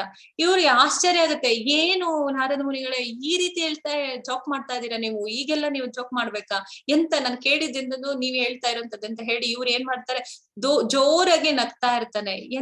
ಎಂತ ಮಾತು ಹೇಳ್ತೀರಾ ನೀವು, ನೀವು ತಮಾಷೆ ಮಾಡ್ಲಿಕ್ಕೂ ಕೂಡ ಒಂದು ಲಿಮಿಟೇಷನ್ ಇರ್ಬೇಕು, ಈ ತರ ಒಂದು ನೀವ್ ಹೇಳೋದ್ ಸರಿಯಲ್ಲ ಅಂತ ತುಂಬಾ ನಗಾಡ್ತಾ ಇರ್ತಾನೆ. ಆಯ್ತು ಅಂತ ಸುಮ್ನೆ ಆಗ್ಬಿಡ್ತಾರೆ. ನಾರದ ಮುನಿಗಳು ಮುಂದೆ ಹೋಗ್ತಾರೆ. ಅಲ್ಲಿದ್ದಂತಹ ಚಮ್ಮಾರ ಕೇಳ್ತಾನೆ, ಪೂಜ್ಯರೇ ನೋಡಿದ್ರ ನನ್ನ ಭಗವಂತನನ್ನ, ಹೇಗಿದ್ದಾರೆ, ಕೇಳಿದ್ರ ನಾನು ಯಾವಾಗ ಬರ್ತೀನಿ ಅಂತ, ಏನ್ ಮಾಡ್ತಿದ್ದಾರೆ ನನ್ನ ಸ್ವಾಮಿ ಅಂತ ಕೇಳ್ತಾರೆ. ಅದಕ್ಕೆ ನಾರದ ಮುನಿ ಹೇಳ್ತಿದ್ದಾರೆ, ಹೌದಪ್ಪ ಹೇಳ್ದೆ, ಭಗವಂತ ತುಂಬಾ ಬ್ಯುಸಿ ಆಗಿದ್ದಾರೆ, ಈಗ ಅಲ್ಲಿ ವೈಕುಂಠದಲ್ಲಿ ಕೂತ್ಕೊಂಡು ಆ ಸೂಜಿಯ ಸಣ್ಣ ಹೋಲ್ ಇದೆಯಲ್ಲ, ತೂತಿದೆಯಲ್ಲ, ಅದ್ರಲ್ಲಿ ಆನೆಯನ್ನ ತೂರಿಸ್ತಾ ಕೂತಿದ್ದಾರೆ ಅಂತ ಹೇಳ್ತಾರೆ. ಚಮ್ಮಾರ ಎತ್ಕೊಂಡು, ಆಹಾ ಎಂತ ಅದ್ಭುತವಾದ ವಿಚಾರ ಭಗವಂತ, ಎಂತಹ ಒಂದು ವಿಚಾರವನ್ನ ತಂದು ನನ್ಗೆ ಹೇಳ್ತಾ ಇದ್ದೀರಾ. ಆನೆಯನ್ನೇನು ಈ ಬ್ರಹ್ಮಾಂಡವನ್ನೇ ಆ ಸೂಜಿಯ ತೂತೊಳಗೆ ತೂರಿಸುವಂತ ಶಕ್ತಿ ಆ ಭಗವಂತನಲ್ಲಿದೆ. ಅವನು ಏನು ಬೇಕಾದ್ರೂ ಮಾಡ್ಬೋದು. ಆ ಚಿಂತೆಗಳನ್ನ ಅವನನ್ನ ತಿಳಿಯುವುದಕ್ಕೆ ಅಷ್ಟು ಸುಲಭ ಅಲ್ಲ, ಅವನು ಏನಾದ್ರೂ ಮಾಡ್ತಾನೆ ಅಂತ ಹೇಳಿ ಅವರು ಚಮ್ಮರ ಭಗವಂತನನ್ನ ತುಂಬಾ ಹೋಗಳಿ ಹಾಡ್ತಾ ಇರ್ತಾನೆ. ಇದನ್ನ ನೋಡಿದಂತಹ ಒಂದು ನಾರದರಿಗೆ ಬಹಳ ಸಂತೋಷ ಆಗುತ್ತೆ. ಏನು ಕೆಲಸ ಮಾಡ್ತಿದ್ರೆ ಏನು, ಆ ಜ್ಞಾನ ಅನ್ನುವಂಥದ್ದು ಅಷ್ಟರ ಮಟ್ಟಿಗೆ ಇದೆಯಲ್ಲ, ಆ ಭಗವಂತನ ಬಗ್ಗೆ ಇಷ್ಟೆಲ್ಲ ತಿಳಿದಿದೆಯಲ್ಲ ಈ ಚಮ್ಮರನಿಗೆ, ನಿನಗೆ ಇವಾಗ್ಲೇ ಮುಕ್ತಿ, ನೀನ್ ಇವಾಗ್ಲೇ ಹೋಗ್ಬೋದು ಅಂತ ಹೇಳ್ತಾರೆ. ಹಾಗೆ ಆ ಭಗವಂತನ ಬಗ್ಗೆ ನಾವು ತಿಳಿಯೋದಂಥದ್ದು ಅದು ಬಹಳ ಕಷ್ಟಕರವಾದದ್ದು. ಅಂದ್ರೆ ಜ್ಞಾನ ಬೇಕು. ಯಾರು ಸಾಧು ಸಂತರ ಸಹವಾಸವನ್ನ ಮಾಡ್ಬೇಕು, ತಮ್ಮ ಧರ್ಮ ಗ್ರಂಥಗಳ ಒಂದು ಪಠನವನ್ನ ಮಾಡ್ಬೇಕು, ಗುರು ಏನ್ ಕೊಡ್ತಾರೆ ಅದನ್ನ ತಿಳ್ಕೋಬೇಕು. ಈ ಸಹವಾಸವನ್ನೆಲ್ಲ ನಾವ್ ವ್ಯವಸ್ಥಿತವಾಗಿ ನಾವು ಮಾಡ್ಕೊಳ್ತಾ ಹೋಗ್ತೀವಿ, ನಮ್ಗೆ ಆ ಜ್ಞಾನ ಅನ್ನುವಂಥದ್ದು ಕ್ರಮೇಣವಾಗಿ ನಮ್ಗೆ ಬರ್ತಾ ಹೋಗುತ್ತೆ. ಅದಕ್ಕೆ ಭಗವಂತ ಹೇಳುವಂಥದ್ದು, ಎಲ್ಲ ಸೃಷ್ಟಿಯನ್ನು ಮಾಡಿದ್ರು ಕೂಡ ನಾನು ಆ ಸೃಷ್ಟಿಯಲ್ಲಿಲ್ಲ ಅಂತಂದ್ರೆ ಅದನ್ನ ಗೋಚರ ಮಾಡ್ಕೊಳ್ಳುವಂತ ಶಕ್ತಿ ನಮಗಿರ್ಬೇಕು, ಅರ್ಥ ಮಾಡ್ಕೊಳ್ಳುವಂತ ಶಕ್ತಿ ನಮ್ಗೆ ಇರ್ಬೇಕು. ನ ಚಾಮತ್ಸ್ಥಾನಿ ಭೂತಾನಿ ಪಶ್ಯ ಮೇ ಯೋಗಮೈಶ್ವರಂ ಭೂತ ಬೃನ್ನ ಚ ಭೂತಸ್ಥೋ ಮಮಾತ್ಮ ಭೂತ ಭಾವನಃ. ಆದರೂ ಸೃಷ್ಟಿಯಾದದ್ದೆಲ್ಲ ನನ್ನನ್ನೇ ಆಧರಿಸಿದ್ದಲ್ಲ, ನನ್ನ ಯೋಗ ಸಮೃದ್ಧಿಯನ್ನು ನೋಡು. ಎಲ್ಲ ಜೀವಿಗಳ ಪಾಲಕನು ನಾನಾದರೂ ಮತ್ತು ನಾನು ಎಲ್ಲಾ ಕಡೆ ಇರುವನಾದರೂ ನಾನು ಈ ವಿಶ್ವದ ಅಭಿವ್ಯಕ್ತಿಯ ಭಾಗವಲ್ಲ, ಏಕೆಂದರೆ ನಾನು ಸೃಷ್ಟಿಯ ಮೂಲ. ಯಾವುದೋ ಒಂದು ಭಾಗದಲ್ಲಿ ಭಗವಂತ ಇಲ್ಲ, ಸಕಲವು ಅಖಿಲಾಂಡ ಕೋಟಿ ಬ್ರಹ್ಮಾಂಡ ನಾಯಕ ಅವನು. ಎಲ್ಲ ಲೋಕಗಳನ್ನ ಸೃಷ್ಟಿ ಮಾಡುವನು ಅವ್ರು. ಯಾವುದೋ ಒಂದನ್ನ ಸೃಷ್ಟಿ ಮಾಡಿ ಇನ್ನೊಂದು ಪಕ್ಕಕ್ಕಿರೋದಾದ್ರೆ ಇನ್ನು ಉಳಿದಿದ್ದೆಲ್ಲ ಯಾವ್ದು, ಅದಕ್ಕೆ ಎಲ್ಲರೂ ಸೃಷ್ಟಿಕರ್ತ ನಾನೇ ಅಂತ ಭಗವಂತ ಇಲ್ಲಿ ಹೇಳ್ತಿದ್ದಾರೆ. ಯಥಾಕಾಶ ಸ್ಥಿತೋ ನಿತ್ಯಂ ವಾಯು ಸರ್ವತ್ರ ಗೋ ಮಹಾನ್ ತಥಾ ಸರ್ವಾಣಿ ಭೂತಾನಿ ಮಸ್ತಾನೀತ್ಯುಪಧಾರಯ. ಎಲ್ಲ ಕಡೆಯೂ ಬೀಸುವ ಬಲಶಾಲಿಯಾದ ಗಾಳಿಯು ಸದಾ ಆಕಾಶದಲ್ಲಿ ಹೇಗೆ ನೆಲೆಸಿರುವುದು, ಹಾಗೆ ಸೃಷ್ಟಿಯಾದದ್ದೆಲ್ಲವೂ ನನ್ನಲ್ಲಿಯೇ ನೆಲೆಸಿರುತ್ತದೆ. ಇಲ್ಲಿ ಭಗವಂತ ಹೇಳ್ತಾ ಇರುವಂತದ್ದು ಎಲ್ಲವೂ ಸಕಲ ಸೃಷ್ಟಿಯಲ್ಲಿ ಏನೆಲ್ಲ ಅಂತಂದ್ರೆ, ಯಚ್ಚಕ್ಷುರೇಶ ಸವಿತಾ ಸಕಲ ಗ್ರಹಾಣಾಂ ರಾಜಾ ಸಮಸ್ತ ಸುರಮೂರ್ತಿರಶೇಷ ತೇಜ ಯಸ್ಯ ಗಯಾ ಭ್ರಮತಿ ಸಂವೃತ ಕಾಲ ಚಕ್ರೋ ಗೋವಿಂದಮಾದಿ ಪುರುಷಂ ತಮಹಂ ಭಜಾಮಿ. ಶಾಖ ಬೆಳಕು ಎಲ್ಲವನ್ನ ಅಗಾಧವಾಗಿ ಕೊಡುವಂತಹ ಸೂರ್ಯ ಕೂಡ ಆ ಭಗವಂತನ ಆಜ್ಞೆ ಇಲ್ಲದ್ದು ಏನು ಮಾಡ್ಲಿಕ್ಕೆ ಸಾಧ್ಯ ಇಲ್ಲ. ಅವನು ಹೇಳಿದಾಗಿನೇ ಅದು ನಡೀತಾ ಇದೆ. ಹೇಗೆ ಎಲ್ಲವೂ ಚರಾಚರಗಳಲ್ಲಿ ಗಾಳಿ ಹಬ್ಬಿದೆಯೋ ಹಾಗೆ ನಾನು ಕೂಡ ಕಾರಣದಾಯಕ ಶಾಹಿಯಾಗಿ, ಕ್ಷೀರೋದಾಯಕನಾಗಿ, ಗರ್ಭದಾಯಕನಾಗಿ, ಎಲ್ಲ ಸೃಷ್ಟಿ ಲಯ ಎಲ್ಲದರಲ್ಲೂ ಕೂಡ ನಾನೇ ಇದ್ದೇನೆ. ಇದನ್ನ ನನ್ನನ್ನು ಹೊರತುಪಡಿಸಿ ಬೇರೆ ಯಾವುದು ಈ ಜಗತ್ತಲ್ಲಿ ಇಲ್ಲ ಅಂತ ಭಗವಂತ ಇಲ್ಲಿ ಹೇಳ್ತಿದ್ದಾರೆ. ಪ್ರಕೃತಿಂ ಸ್ವಾಮಷ್ಟಭ್ಯ ವಿಸ್ತುಜ್ಜಾಮಿ ಪುನಃ ಪುನಃ ಭೂತಗ್ರಾಮಂ ಹಿಮಂ ಕೃತ್ಸ್ನಂ ಅವಶಂ ಪ್ರಕೃತಿರ್ವಶಾತ್. ಇಡೀ ವಿಶ್ವ ವ್ಯವಸ್ಥೆಯನ್ನು ತನ್ನ ಅಧೀನವಾಗಿದೆ, ನನ್ನ ಸಂಕಲ್ಪದಿಂದ ಅದು ಮತ್ತೆ ಮತ್ತೆ ರೂಪ ತಾಳುತ್ತದೆ ಮತ್ತು ನನ್ನ ಸಂಕಲ್ಪದಿಂದ ಅದು ಕೊನೆ ನಾಶವಾಗುತ್ತದೆ. ಬ್ರಹ್ಮನಿಗೂ ಕೂಡ ಅಂತ್ಯ ಅನ್ನುವಂಥದ್ದಿದೆ. ಬ್ರಹ್ಮನೇ ಒಂದು ಎಂಡ್ ಅಲ್ಲ, ಅಲ್ಲಿ ಭಗವಂತನ ಸಂಕಲ್ಪ ಮಾತ್ರದಿಂದ ಸೃಷ್ಟಿಯಾಗಬಹುದು, ಆ ಸೃಷ್ಟಿ ನಾಶವೂ ಆಗಬಹುದು. ಅದಕ್ಕೆ ಭಗವಂತನ ಯಾವುದೇ ಒಂದು ಶಕ್ತಿಗೆ ಕೊನೆ ಅನ್ನೋದಿಲ್ಲ, ಅವನು ಪರಿಪೂರ್ಣನಾಗಿದ್ದಾನೆ. ಆ ಪರಿಪೂರ್ಣತೆಯಲ್ಲಿ ಭಗವಂತ ಏನನ್ನೆಲ್ಲ ಮಾಡಬಹುದು. ನಚ ಮಾಂ ತಾನಿ ಕರ್ಮಾಣಿ ನಿಬಧ್ನಂತಿ ಧನಂಜಯ ಉದಾಸೀನ ವದಾಸೀನಂ ಅಸಕ್ತಂ ತೇಷು ಕರ್ಮಸು. ಧನಂಜಯನೇ, ಈ ಎಲ್ಲಾ ಕಾರ್ಯವು ನನ್ನನ್ನು ಬಂಧಿಸುವುದಿಲ್ಲ. ನಾನು ತಟಸ್ಥನಂತೆ ಕುಳಿತಿದ್ದು ಎಲ್ಲ ಐಹಿಕ ಚಟುವಟಿಕೆಗಳ ಬಗ್ಗೆ ನಿರ್ಲಿಪ್ತನಾಗಿದ್ದೇನೆ. ಇಲ್ಲಿ ವಾಯು, ಸೂರ್ಯ, ಚಂದ್ರ ಯಾರೆಲ್ಲ ಇದ್ದಾರೆ ಅವ್ರನ್ನೆಲ್ಲ ಎಲ್ಲ ಕೆಲಸಗಳಿಗೂ ಭಗವಂತ ಅಪಾಯಿಂಟ್ ಮಾಡಿದ್ದಾರೆ. ಭಗವಂತ ತಾನು ಸುಮ್ಮನೆ ನೋಡ್ತಾ ಇದ್ದಾನೆ. ಎಲ್ಲವನ್ನ ಯಾವುದು ನನಗೆ ಬೇಕಾದುದಿಲ್ಲ, ಯಾರಲ್ಲೂ ತಾರತಮ್ಯ ಇಲ್ಲ. ತನ್ನ ನಿರ್ಲಿಪ್ತನಾಗಿ ಎಲ್ಲವನ್ನು ಸಕಲವನ್ನು ವೀಕ್ಷಣೆಯನ್ನ ಮಾಡ್ತಾ ಇದ್ದಾನೆ. ಆದ್ರೆ ಆ ಭಗವಂತನ ನೇತೃತ್ವದಲ್ಲಿ ಎಲ್ಲ ನಡಿಬೇಕು. ಆದ್ರೆ ನಡೀತಾ ಇರುವಂತದ್ರಲ್ಲಿ ಯಾವ ಭೇದ ಭಾವವೂ ಇಲ್ಲ, ತಾನು ಇಲ್ಲ. ಆ ಎಲ್ಲ ಯಾವ ಯಾವ ಕಾಲಕ್ಕೆ ಏನೆಲ್ಲ ಆಗ್ಬೇಕು ಅದೆಲ್ಲ ಭಗವಂತ ನಡೆಸ್ತಾ ಇದ್ದಾನೆ. ಹೇಗೆ ಒಂದು ನ್ಯಾಯಾಧೀಶ ಆ ಸ್ಥಾನದಲ್ಲಿ ಕುಳಿತು ಎಲ್ಲವನ್ನ ಆಜ್ಞೆ ಪೂರ್ವಕವಾಗಿ ಯಾರ್ಯಾರಿಗೆ ಏನೇನೆಲ್ಲ ಶಿಕ್ಷೆನ ಕೊಡ್ಬೇಕು, ಏನೆಲ್ಲ ಮಾಡ್ಬೇಕು ಎಲ್ಲವನ್ನು ಕೊಡ್ತಿದ್ದಾನೆ. ಅದೇ ಅವನು ಯಾವ್ದು ಅಂಟ್ಕೊಂಡಿಲ್ಲ. ಹಾಗೆ ಭಗವಂತನು ಕೂಡ ಎಲ್ಲವನ್ನು ತಾನೇ ಸೃಷ್ಟಿ ಮಾಡಿದ್ದಾನೆ, ಎಲ್ಲವನ್ನು ತಾನೇ ನಡೆಸ್ತಾ ಇರೋದು. ಆದ್ರೂ ಕೂಡ ಅವರಿಗೆ ಕೊಟ್ಟು ತಾನು ನಿರ್ಲಿಪ್ತನಾಗಿದ್ದಾನೆ. ಏನೆಲ್ಲ ಮಾಡ್ತಾ ಇರೋದನ್ನೆಲ್ಲ ನೋಡ್ತಾ ನೋಡ್ತಾ ಅವನು ಯಾವ್ದಕ್ಕೂ ಅಂಟ್ಕೊಳ್ಳೋದಕ್ಕೆ ಹೋಗ್ತಾ ಇಲ್ಲ. ಅಚಿಂತ್ಯ, ಅವನು ಎಲ್ಲದ್ರಿಂದ ಅತೀತನಾಗಿ ಕುಳಿತುಕೊಂಡಿದ್ದಾನೆ ಅಂತ ನಾವು ನೋಡ್ತಾ ಇದ್ದೀವಿ. ಮಯದ್ದೇಕ್ಷೇಣ ಪ್ರಕೃತಿ ಸೂಯಿತೆ ಸಚರಾಚರಂ ಹೇತು ನಾನೇನ ಕೌಂತೆಯ ಜಗದ್ವಿ ಪರಿವರ್ತತೆ. ಕುಂತಿಯ ಮಗನಾದ ಅರ್ಜುನನೇ, ನನ್ನ ಶಕ್ತಿಗಳಲ್ಲಿ ಒಂದಾದ ಈ ಐಹಿಕ ಪ್ರಕೃತಿ ಎಲ್ಲ ಚರಾಚರ ವಸ್ತುಗಳನ್ನು ನನ್ನ ಅಪೇಕ್ಷೆಯಂತೆ ಸೃಷ್ಟಿಸಿ ಕೆಲಸ ಮಾಡುತ್ತದೆ. ಈ ಅಭಿವ್ಯಕ್ತಿಯು ಅದರ ನಿಯಮಕ್ಕೆ ಅನುಗುಣವಾಗಿ ಮತ್ತೆ ಮತ್ತೆ ಸೃಷ್ಟಿಯಾಗುತ್ತದೆ, ಮತ್ತೆ ಮತ್ತೆ ನಾಶವೂ ಆಗುತ್ತದೆ. ಭಗವದ್ಗೀತೆಯಲ್ಲಿ ಭಗವಂತ ಹೇಳುವಂತದ್ದು, ಬೇರೆ ಬೇರೆ ರೂಪಗಳ ಮತ್ತು ವರ್ಗಗಳ ಜೀವಿಗಳೆಲ್ಲ ಎಲ್ಲದರ ಒಂದು ತಂದೆ ನಾನೇ ಆಗಿದ್ದೇನೆ. ತಂದೆ ಮಗುವಿನ ಒಂದು ಜನನಕ್ಕೆ ತಾಯಿ ಎಂದು ಗರ್ಭದ ಬೀಜವನ್ನ ಪಡೆಯುತ್ತಾಳೆ, ಅದರಿಂದ ಅದು ಮಗು ಆಗುತ್ತೆ. ಆ ಒಂದು ಕಣ್ಣಿನ ನೋಟ ಮಾತ್ರದಿಂದಲೇ, ಸ್ಪರ್ಶದಿಂದಲೇ ಗರ್ಭದಾಯಕ ಶಾಯಿ ವಿಷ್ಣು ಎಲ್ಲೋ ಯಾವುದೋ ಒಂದು ಪ್ರಾಣಿ ಸೃಷ್ಟಿಯಾಗ್ತಾ ಇದೆ. ಎಲ್ಲೋ ಒಂದು ಪ್ರಕೃತಿಯಲ್ಲಿ ಏನೆಲ್ಲ ನಮಗೆ ಗೋಚರವಾಗ್ತಿದೆ. ಎಲ್ಲ ಇದ್ರ ಸೃಷ್ಟಿ ಯಾರು ಮಾಡ್ತಿದ್ದಾರೆ ಅಂದ್ರೆ ಎಲ್ಲ ಕಡೆ ಭಗವಂತ ಆ ಒಂದು ಪ್ರಕೃತಿಗೆ ಏನ್ ಮಾಡ್ತಿದ್ದಾರೆ, ಆ ಒಂದು ಗರ್ಭದ ಬೀಜವನ್ನ ಕೊಟ್ಟು ಎಲ್ಲವನ್ನ ಸೃಷ್ಟಿಯನ್ನ ಮಾಡ್ತಾ ಇದ್ದಾನೆ ಭಗವಂತ, ಸೃಷ್ಟಿಕರ್ತ ಅವನು. ಅದಕ್ಕೆ ಹೇಳ್ದ ಈ ಅಭಿವ್ಯಕ್ತಿಯು ಅದರ ನಿಯಮಕ್ಕೆ ಅನುಗುಣವಾಗಿ ಮತ್ತೆ ಮತ್ತೆ ಸೃಷ್ಟಿಯಾಗುತ್ತದೆ. ಯಾರು ಸೃಷ್ಟಿಯನ್ನ ಮಾಡ್ತಾ ಇರೋದು? ಇದರ ಭಗವಂತನೇ ಸೃಷ್ಟಿ ಮಾಡ್ತಾ ಇರೋದು. ಅದಕ್ಕೆ ಹೇಳುವಂತದ್ದು, ಭಗವಂತ ತನ್ನ ಕಣ್ಣಿನ ನೋಟ ಮಾತ್ರದಿಂದಲೇ ಐಹಿಕ ಪ್ರಕೃತಿಯ ಗರ್ಭದೊಳಗೆ ಎಲ್ಲ ಜೀವಿಗಳನ್ನು ಸೇರಿಸುತ್ತಾನೆ. ತಮ್ಮ ಹಿಂದಿನ ಆಸೆಗಳು ಮತ್ತು ಚಟುವಟಿಕೆಗಳು ಅವುಗಳಿಗೆ ಅನುಗುಣವಾಗಿ ಹೊರಕ್ಕೆ ಅವು ಬರ್ತವೆ. ಜೀವಿಗಳು ಏನ್ ಮಾಡುತ್ತೆ, ಅದರ ಒಂದು ಆಸೆಗಳನ್ನ ತಾನು ಒಳಗಡೆ ಇಟ್ಟುಕೊಂಡಿರುವ ಕಾರಣ, ಅದು ಪೂರೈಸದೇ ಇರುವ ಕಾರಣ ಮತ್ತೆ ಇನ್ನೊಂದು ಜನ್ಮವನ್ನ ತೆಗೆದುಕೊಳ್ತಾ ಇದೆ ಅಷ್ಟೇ. ಅದು ಮತ್ತೆ ಸೃಷ್ಟಿ ಆಗುತ್ತೆ, ಮತ್ತೆ ನಾಶವೂ ಕೂಡ ಆಗ್ತಾ ಇದೆ. ಇದಕ್ಕೆ ಆ ಒಂದು ಆಸೆ ಇಟ್ಕೊಂಡಿರುವುದೇ ಕಾರಣ. ಸೃಷ್ಟಿ ನಾನೇ ಮಾಡ್ತೀನಿ, ಆದ್ರೆ ಮತ್ತೆ ಹುಟ್ಟೋದಕ್ಕೆ ಕಾರಣ ಯಾರು? ನಾವು. ಅವಜಾನಂತಿ ಮಾಮೂಢ ಮಾನುಷಿಂ ತನುಮಾಶ್ರಿತಂ ಪರಂ ಭಾವಮಜಾನಂತೋ ಮಮ ಪೂತ ಮಹೇಶ್ವರಂ. ನಾನು ಮನುಷ್ಯರ ರೂಪದಲ್ಲಿ ಇಳಿದು ಬಂದಾಗ ಮೂಢರು ನನ್ನನ್ನು ಅಪಹಾಸ್ಯ ಮಾಡುತ್ತಾರೆ. ಇರುವುದೆಲ್ಲದರ ಪ್ರಭು ನಾನೇ, ನನ್ನ ಈ ದಿವ್ಯ ಪ್ರಕೃತಿಯು ಅವರಿಗೆ ತಿಳಿಯದು. ಭಗವಂತ ತಾನು ಇರುವಂತಹ ದೇಹದಲ್ಲಿ ಮತ್ತೆ ಮತ್ತೆ ಅವನು ಹುಟ್ಟಿ ಬರ್ತಾನೆ. ಅವನು ಮತ್ತೆ ಹುಟ್ಟಿ ಬರ್ತಾನಂದ್ರೆ ಚಿದಾನಂದ ರೂಪಾಯ ಕೃಷ್ಣಾಯ. ನಮ್ಮ ಹಾಗೆ ದೇಹವನ್ನು ಅವನು ಬದಲಾಯಿಸುವಂತವನು ಅಲ್ಲ. ಅವನು ಇರುವಂತಹ ಒಂದು ದೇಹದಲ್ಲಿ ಪ್ರತಿ ಯುಗದಲ್ಲಿ ಅದೇ ದೇಹದಲ್ಲಿ ಬರ್ತಾನೆ. ಆದ್ರೆ ನಾನು ಹುಟ್ಟಿ ಬಂದು ಮಾನುಷ ಲೀಲೆಗಳನ್ನ ಮಾಡಿದಾಗ ಈ ಮೂಢರಾದವರು ಅದನ್ನ ನಂಬೋದಿಲ್ಲ. ಯಾಕೆ? ಮನುಷ್ಯರಾದ ನಾವ್ಯಾಕೆ? ನಾವ್ ಹಿಂದಿನ ತರಗತಿಯಲ್ಲಿ ನೋಡಿದಂತಹ ಬ್ರಹ್ಮ ಕೂಡ ಅದನ್ನ ಬೆರಗಾಗಿ ಇದು ನಿಜವಾಗ್ಲೂ ಆ ಒಂದು ಗೋಪ ಬಾಲಕ ಅವರೆಲ್ಲ ಒಂದು ಆ ಕರುಗಳನ್ನ ಕರೆದುಕೊಂಡು ಹೋದಾಗ ವೃಂದಾವನದಲ್ಲಿ ಆ ಮಧ್ಯಾಹ್ನದ ಸಮಯದಲ್ಲಿ, ಆ ಒಂದು ಊಟದ ಸಮಯದಲ್ಲಿ ಆ ಲಡ್ಡುವನ್ನ ಹಾಕಿಕೊಂಡ ಗೋಪ ಬಾಲನ ಬಾಯಲ್ಲಿ ಆ ಎಂಜಲು ಒಂದು ಲಡ್ಡುವನ್ನ ಕಿತ್ಕೊಂಡಂತಹ ಸಂದರ್ಭದಲ್ಲಿ ಬ್ರಹ್ಮನಿಗೂ ಕೂಡ ತಾನು ಏನ್ ಮಾಡ್ತಾ ಇದ್ದೀನಿ, ಭಗವಂತನೇ ಅನ್ನುವಂತಹ ಸಂಶಯ ತನಗೂ ಕೂಡ ಬಂದ್ಬಿಡತ್ತೆ.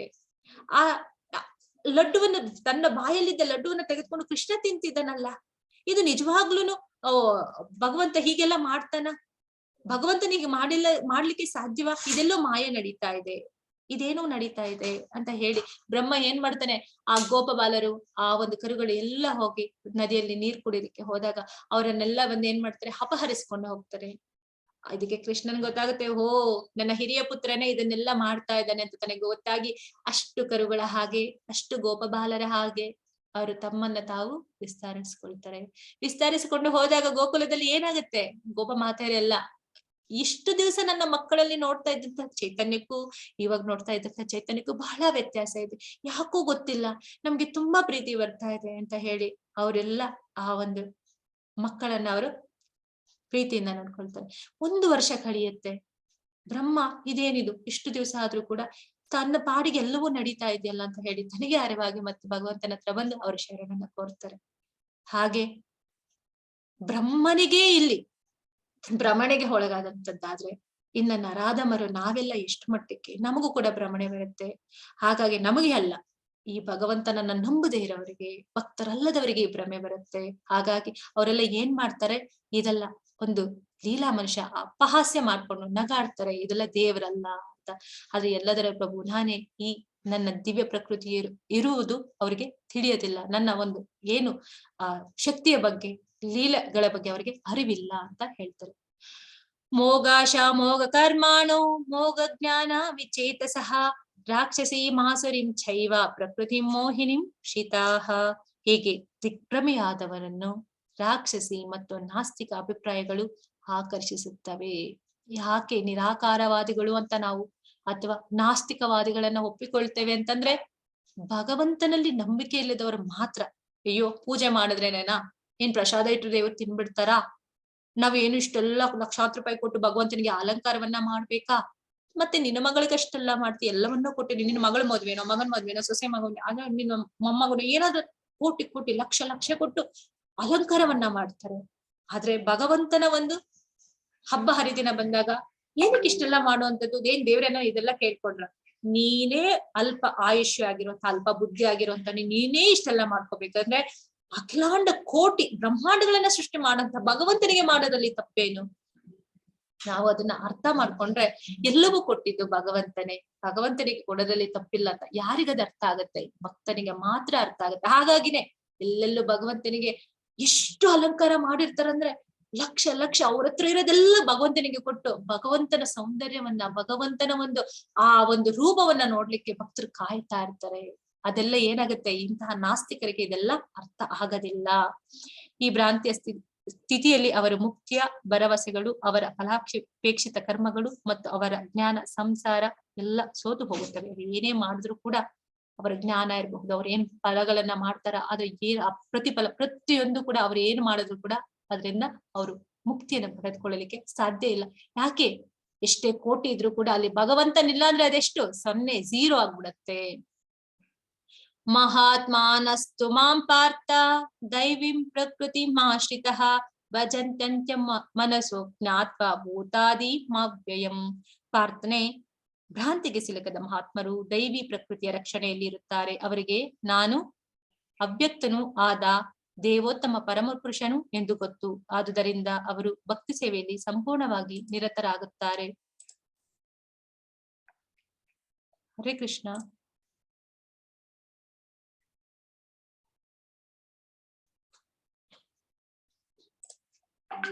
ಹರೇ ಕೃಷ್ಣ. ಹರೇ ಕೃಷ್ಣ ಮಾತಾಜಿ. ಹರೇ ಕೃಷ್ಣ.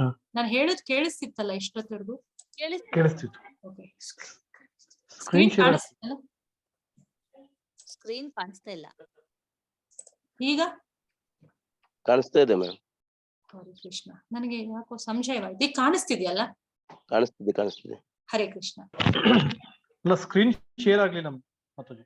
ಹೇಳ್ಬೇಕಿತ್ತಲ್ವಾ ನೀವು ಕೂಡ ಯಾರಾದ್ರೂ? ಓಕೆ, ಇರ್ಲಿ, ತೊಂದ್ರೆ. ಈಗ್ಲೂ ಆಗ್ಲಿಲ್ಲ? ಈಗ್ಲೂ ಆಗಿಲ್ವಾ? ಇಲ್ಲ, ಸ್ಕ್ರೀನ್ ಶೇರ್ ಆಗ್ಲಿಲ್ಲ. ಒಂದ್ ನಿಮಿಷ. ಕೃಷ್ಣ.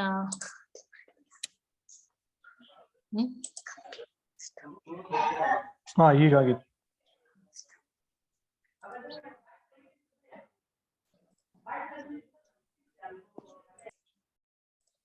ಬಂತ ಈಗ? ಹಾ, ಬಂದಿದೆ. ಸ್ಕ್ರೀನ್ ಶೇರ್ ಆಗಿದೆ. ಓಕೆ.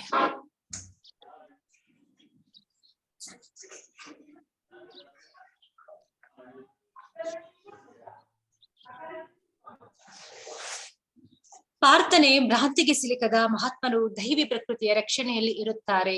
ಅವರಿಗೆ ನಾನು ಮೂಲನು ಅವ್ಯಯನೂ ಆದ ದೇವೋತ್ತಮ ಪರಮಪುರುಷನು ಎಂದು ಗೊತ್ತು. ಆದುದರಿಂದ ಅವರು ಭಕ್ತಿ ಸೇವೆಯಲ್ಲಿ ಸಂಪೂರ್ಣವಾಗಿ ನಿರತರಾಗುತ್ತಾರೆ. ಯಾರು ಭಕ್ತರು ಆಗಿರ್ತಾರಲ್ಲ ಅವರಿಗೆ ಭಗವಂತ ಯಾರು ಅನ್ನುವಂಥದ್ದು ಅರ್ಥ ಆಗಿರುತ್ತೆ. ಅವರು ಅರ್ಥವನ್ನ ಮಾಡಿಕೊಂಡು ಎಲ್ಲಾದ್ರೂ ಮೂಲನು ಅವ್ಯಯನೂ ಆಗಿರುವಂತದ್ದು ದೇವೋತ್ತಮ ಪರಮಪುರುಷನೇ ಅಂತ ಹೇಳಿ ಭಕ್ತಿಯಲ್ಲಿ ಸಂಪೂರ್ಣವಾಗಿ ನಿರತರಾಗ್ತಾರೆ. ಇದಕ್ಕೆ ಒಂದು ಕಥೆಯ ಮೂಲಕ ನಿಮ್ಗೆ ಅದನ್ನ ಅರ್ಥ ಮಾಡಿಸಲಿಕ್ಕೆ ಪ್ರಯತ್ನ ಮಾಡ್ತೇನೆ.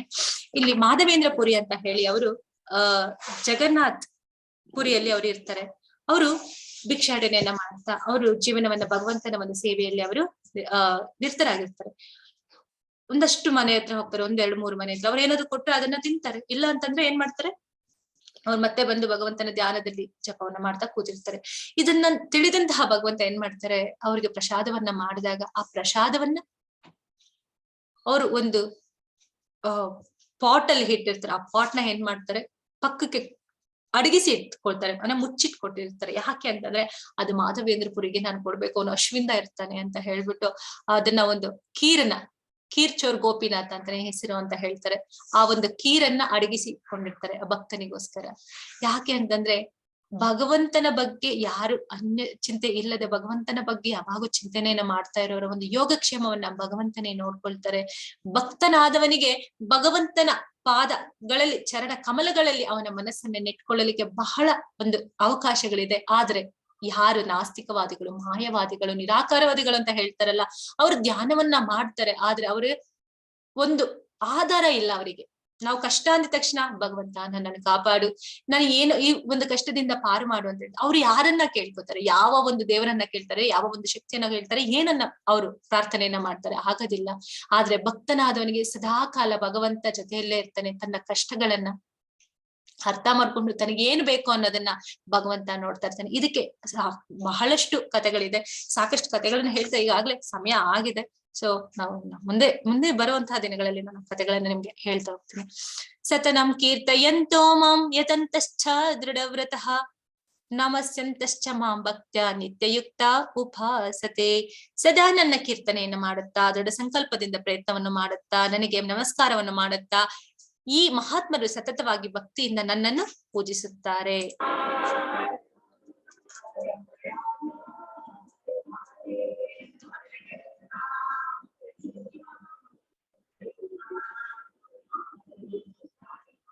This is the story of the Hare Krishna people. ಇಲ್ಲಿ ನಾವು ನೋಡ್ತಾ ಇದೀವಿ, ತುಂಬಾ ಸಂತಸದಿಂದ ಕೀರ್ತನೆಯನ್ನ ಮಾಡ್ತಾ ಎಲ್ಲವನ್ನ ಮರೆತು ಭಗವಂತನೊಬ್ಬನೇ ಅನ್ನುವಂತಹ ಒಂದು ಭಾವನೆಯಲ್ಲಿ ಅವರೆಲ್ಲ ತಲ್ಲೀನರಾಗಿದ್ದಾರೆ. ಭಕ್ತನಾದವನು ಕಷ್ಟ ಬಂದಾಗ, ಭಗವಂತ ನನ್ನ ಮೇಲೆ ನಿನಗೆ ಎಷ್ಟೊಂದು ಕರುಣೆ, ನೀನ್ ನನ್ನ ಕಷ್ಟ ಕೊಟ್ಟಾಗ ನಾನು ಏನ್ ಮಾಡ್ತೀನಿ, ನಿನ್ನ ಕಡೆ ನಾನು ಬರ್ತೀನಿ. ಭಕ್ತನ ಏನ್ ಮಾಡ್ತಾನೆ, ಕಷ್ಟ ಬಂದಾಗ ಭಗವಂತನದ ಕರುಣೆ ನನಗೆ. ನಾವು ಸಾಕ್ಷಾತ್ತಾಗಿ ನಾವು ಭಕ್ತರ ಒಂದು ಭೇಟಿಯನ್ನ ಮಾಡಿದಾಗ ಅವ್ರು ಹೇಳ್ತಿರ್ತಾರೆ, ಏನಾದ್ರೂ ಸಮಸ್ಯೆಗಳನ್ನ ನಾವು ಮಾತಾಡ್ಕೊಂಡಾಗ ಅವ್ರ ಅಂತಾರೆ, ಅದು ಎಷ್ಟು ಪುಣ್ಯ ಗೊತ್ತಾ, ಕಷ್ಟ ಬರ್ತಾ ಇದೆ ಅಂದ್ರೆ ಭಗವಂತನ ಕೃಪೆ ನಮಗ ಆಗ್ತಾ ಇದೆ ಅಂತ. ಅದು ಕಷ್ಟ ಅಂತ ಅನ್ಕೋಬಾರ್ದು. ಅವ್ರ ಮಾತುಗಳಲ್ಲೇ ಅನ್ಸುತ್ತೆ, ಆ ಉತ್ಸಾಹದಲ್ಲೇ ಅನ್ಸುತ್ತೆ, ಇದು ಏನೂ ಕಷ್ಟ ಅಲ್ಲ, ಇದನ್ನ ಜಯಿಸ್ಬೋದು, ಹೇಗಾದ್ರೂ ನಾವು ಜಯಿಸ್ಬೋದು. ಆದ್ರೆ ಕೆಲವರು ಇರ್ತಾರೆ, ಕಷ್ಟ ಬಂದಾಗ ವೆಂಕಟರಮಣ, ಸಂಕಟ ಬಂದಾಗ ವೆಂಕಟರಮಣ. ಅದು ಆಗಬಾರದು. ಸಂಕಟ ಬಂದಾಗ ನಿಜವಾಗ್ಲೂ ಭಕ್ತನ ಕರುಣೆ, ನನಗೆ ಅವನು ಕರುಣೆ ತೋರ್ತಾ ಇದೆ, ಇಲ್ಲಿಂದ ನಾನು ಭಕ್ತಿಯನ್ನ ಮಾಡ್ಬೋದು, ಈಗ ನನಗೆ ಭಗವಂತನ ಅನುಗ್ರಹ ಆಗ್ತಾ ಇದೆ ಅಂತ ನಾವು ಅರ್ಥ ಮಾಡ್ಕೋಬೇಕು. ಆ ಒಂದು ನಮ್ಮ ದೃಷ್ಟಿ ಯಾವಾಗ ಬದಲಾಗುತ್ತೆ, ಭಗವಂತನಲ್ಲಿ ನಾವ್ ಯಾವಾಗ ಶರಣು ಕೋರ್ತೀವಿ, ಅವಾಗ ನಮ್ಗೆ ಆ ದೃಷ್ಟಿ ಬದಲಾಗುತ್ತೆ.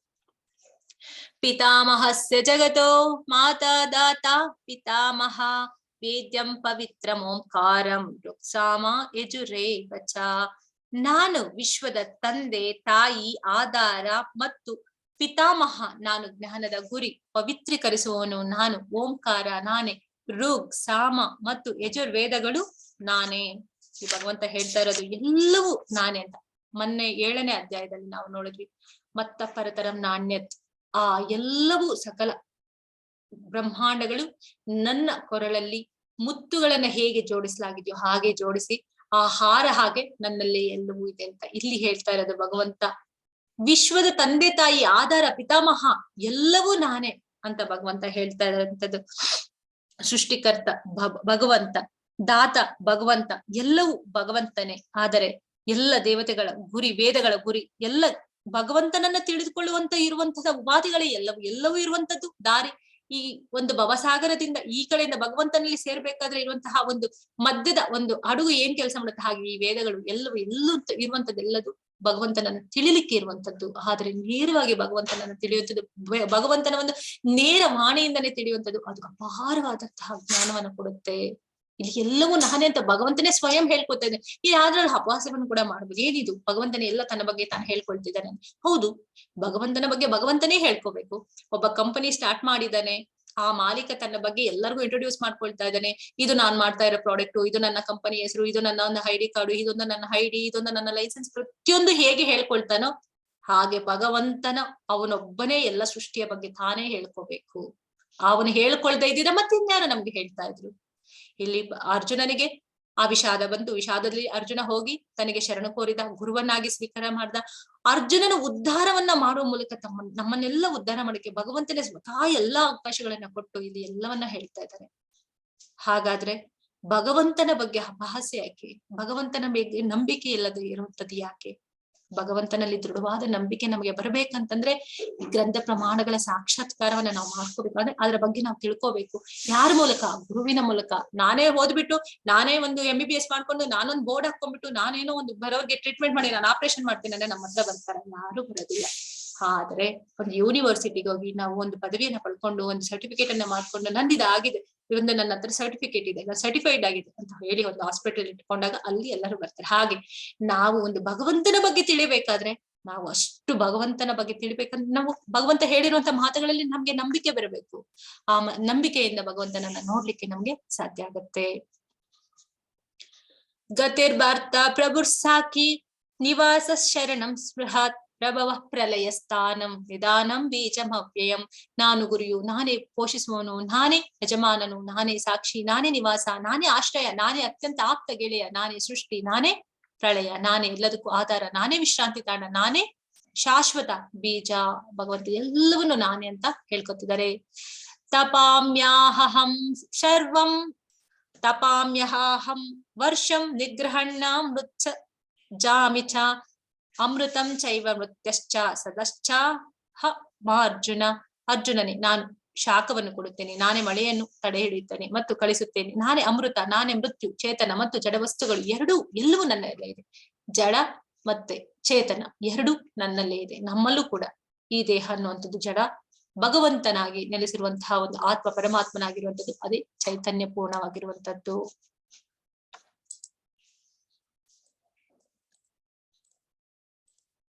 ಕೃಷ್ಣ.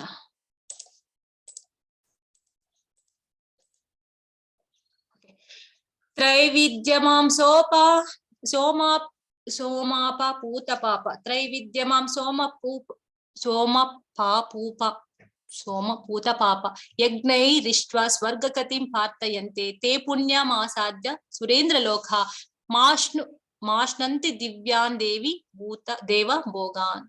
ಇಲ್ಲಿ ಭಗವಂತ ಹೇಳುವಂತದ್ದು, ವೇದಗಳನ್ನು ಅಭ್ಯಾಸ ಮಾಡಿ ಸೋಮರಸವನ್ನು ಪಾನ ಮಾಡಿ ಸ್ವರ್ಗ ಲೋಕಗಳನ್ನು ಅನುಸರಿಸುವವರು ಪರೋಕ್ಷವಾಗಿ ನನ್ನನ್ನು ಪೂಜಿಸುತ್ತಾರೆ.